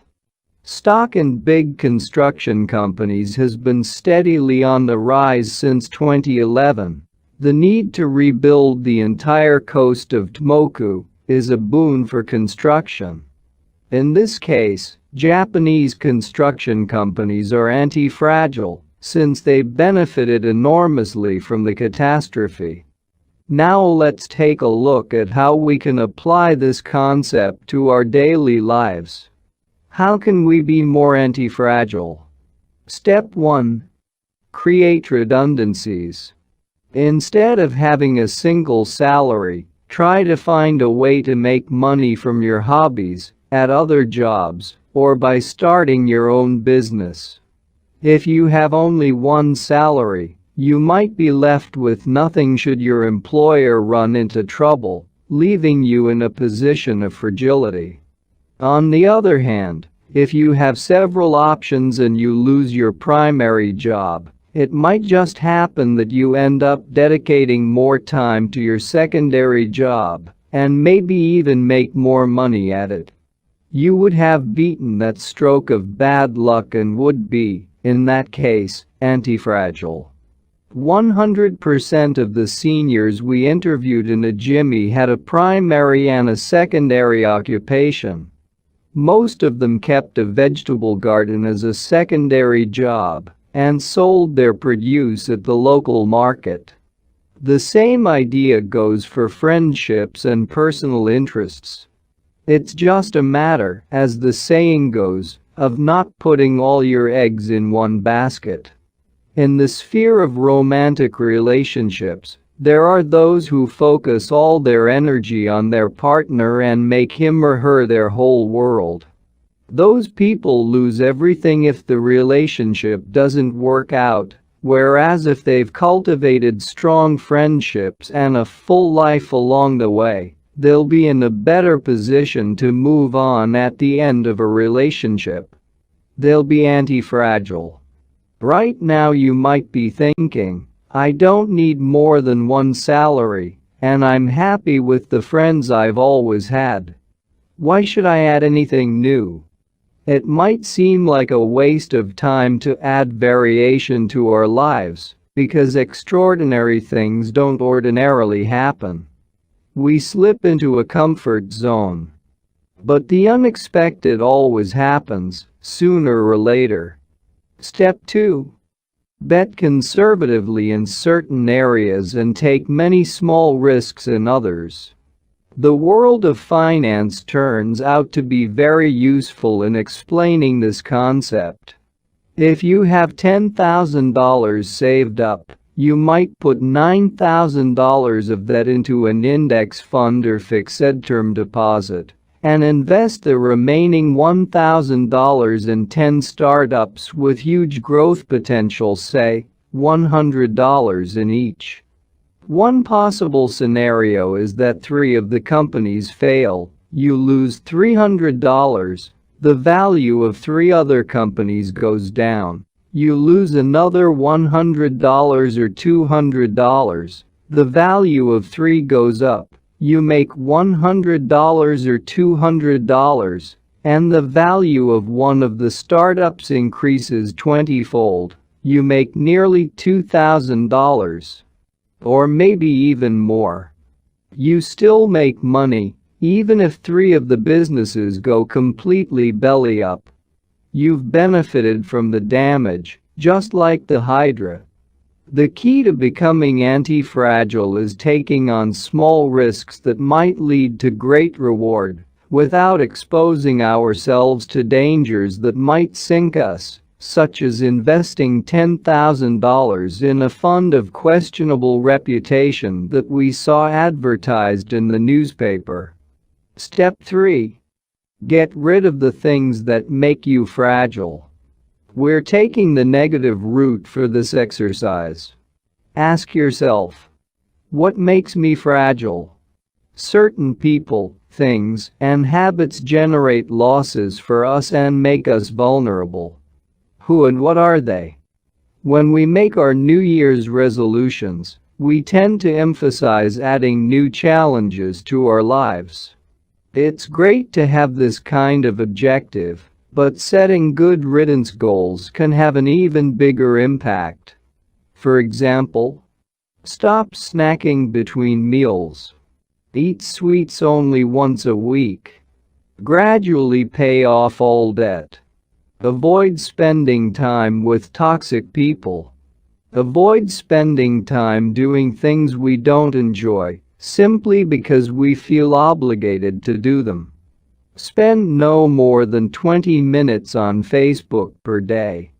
To build resilience into our lives, we shouldn't fear adversity, because each setback is an opportunity for growth. If we adopt an anti-fragile attitude, we'll find a way to get stronger with every blow, refining our lifestyle and staying focused on our Ikigai.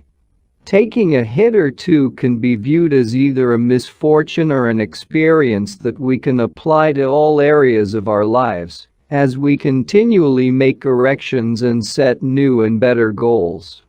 As Taleb writes in Anti-Fragile, we need randomness, mess, adventures, uncertainty, self-discovery, hear traumatic episodes, all these things that make life worth living. We encourage those interested in the concept of anti-fragility to read Nassim Nicholas Taleb's Anti-Fragile. Life is pure imperfection, as the philosophy of wabi-sabi teaches us, and the passage of time shows us that everything is fleeting. But if you have a clear sense of your Ikigai, each moment will hold so many possibilities that it will seem almost like an eternity. Epilogue. Ikigai. The Art of Living. Mitsuo Aida was one of the most important calligraphers and haikuists of the 20th century. He is yet another example of a Japanese person who dedicated his life to a very specific Ikigai. Communicating emotions with 17-syllable poems, using a Shoto calligraphy brush. Many of Aida's haikus philosophize about the importance of the present moment and the passage of time. The poem reproduced below could be translated as in the here and now, the only thing in my life is your life. In another poem, Aida writes simply, here, now. It is an artwork that seeks to evoke feelings of mono-no-aware, a melancholy appreciation of the ephemeral. The following poem touches on one of the secrets of bringing Ikigai into our lives. Happiness is always determined by your heart. This last one, also by Aida, means keep going, don't change your path. This last one, also by Aida, means keep going, don't change your path. Once you discover your Ikigai, pursuing it and nurturing it every day will bring meaning to your life. The moment your life has this purpose, you will achieve a happy state of flow in all you do, like the calligrapher at his canvas or the chef who, after half a century, still prepares sushi for his patrons with love. Conclusion. Our Ikigai is different for all of us, but one thing we have in common is that we are all searching for meaning. When we spend our days feeling connected to what is meaningful to us, we live more fully. When we lose the connection, we feel despair. Modern life estranges us more and more from our true nature, making it very easy for us to lead lives lacking in meaning. Powerful forces and incentives, money, power, attention, success, distract us on a daily basis. Don't let them take over your life. Our intuition and curiosity are very powerful internal compasses to help us connect with our Ikigai. Follow those things you enjoy and get away from or change those you dislike. Be led by your curiosity and keep busy by doing things that fill you with meaning and happiness. It doesn't need to be a big thing. We might find meaning in being good parents or in helping our neighbors. There is no perfect strategy to connecting with our Ikigai. But what we learn from the Okinawans is that we should not worry too much about finding it. Life is not a problem to be solved. Just remember to have something that keeps you busy doing what you love while being surrounded by the people who love you. The 10 Rules of Ikigai. We'll conclude this journey with 10 rules we've distilled from the wisdom of the long-living residents of Ijimi. 1. Stay active, don't retire. Those who give up the things they love doing and do well lose their purpose in life. That's why it's so important to keep doing things of value, making progress, bringing beauty or utility to others, helping out, and shaping the world around you, even after your official professional activity has ended. 2. Take it slow. Being in a hurry is inversely proportional to quality of life.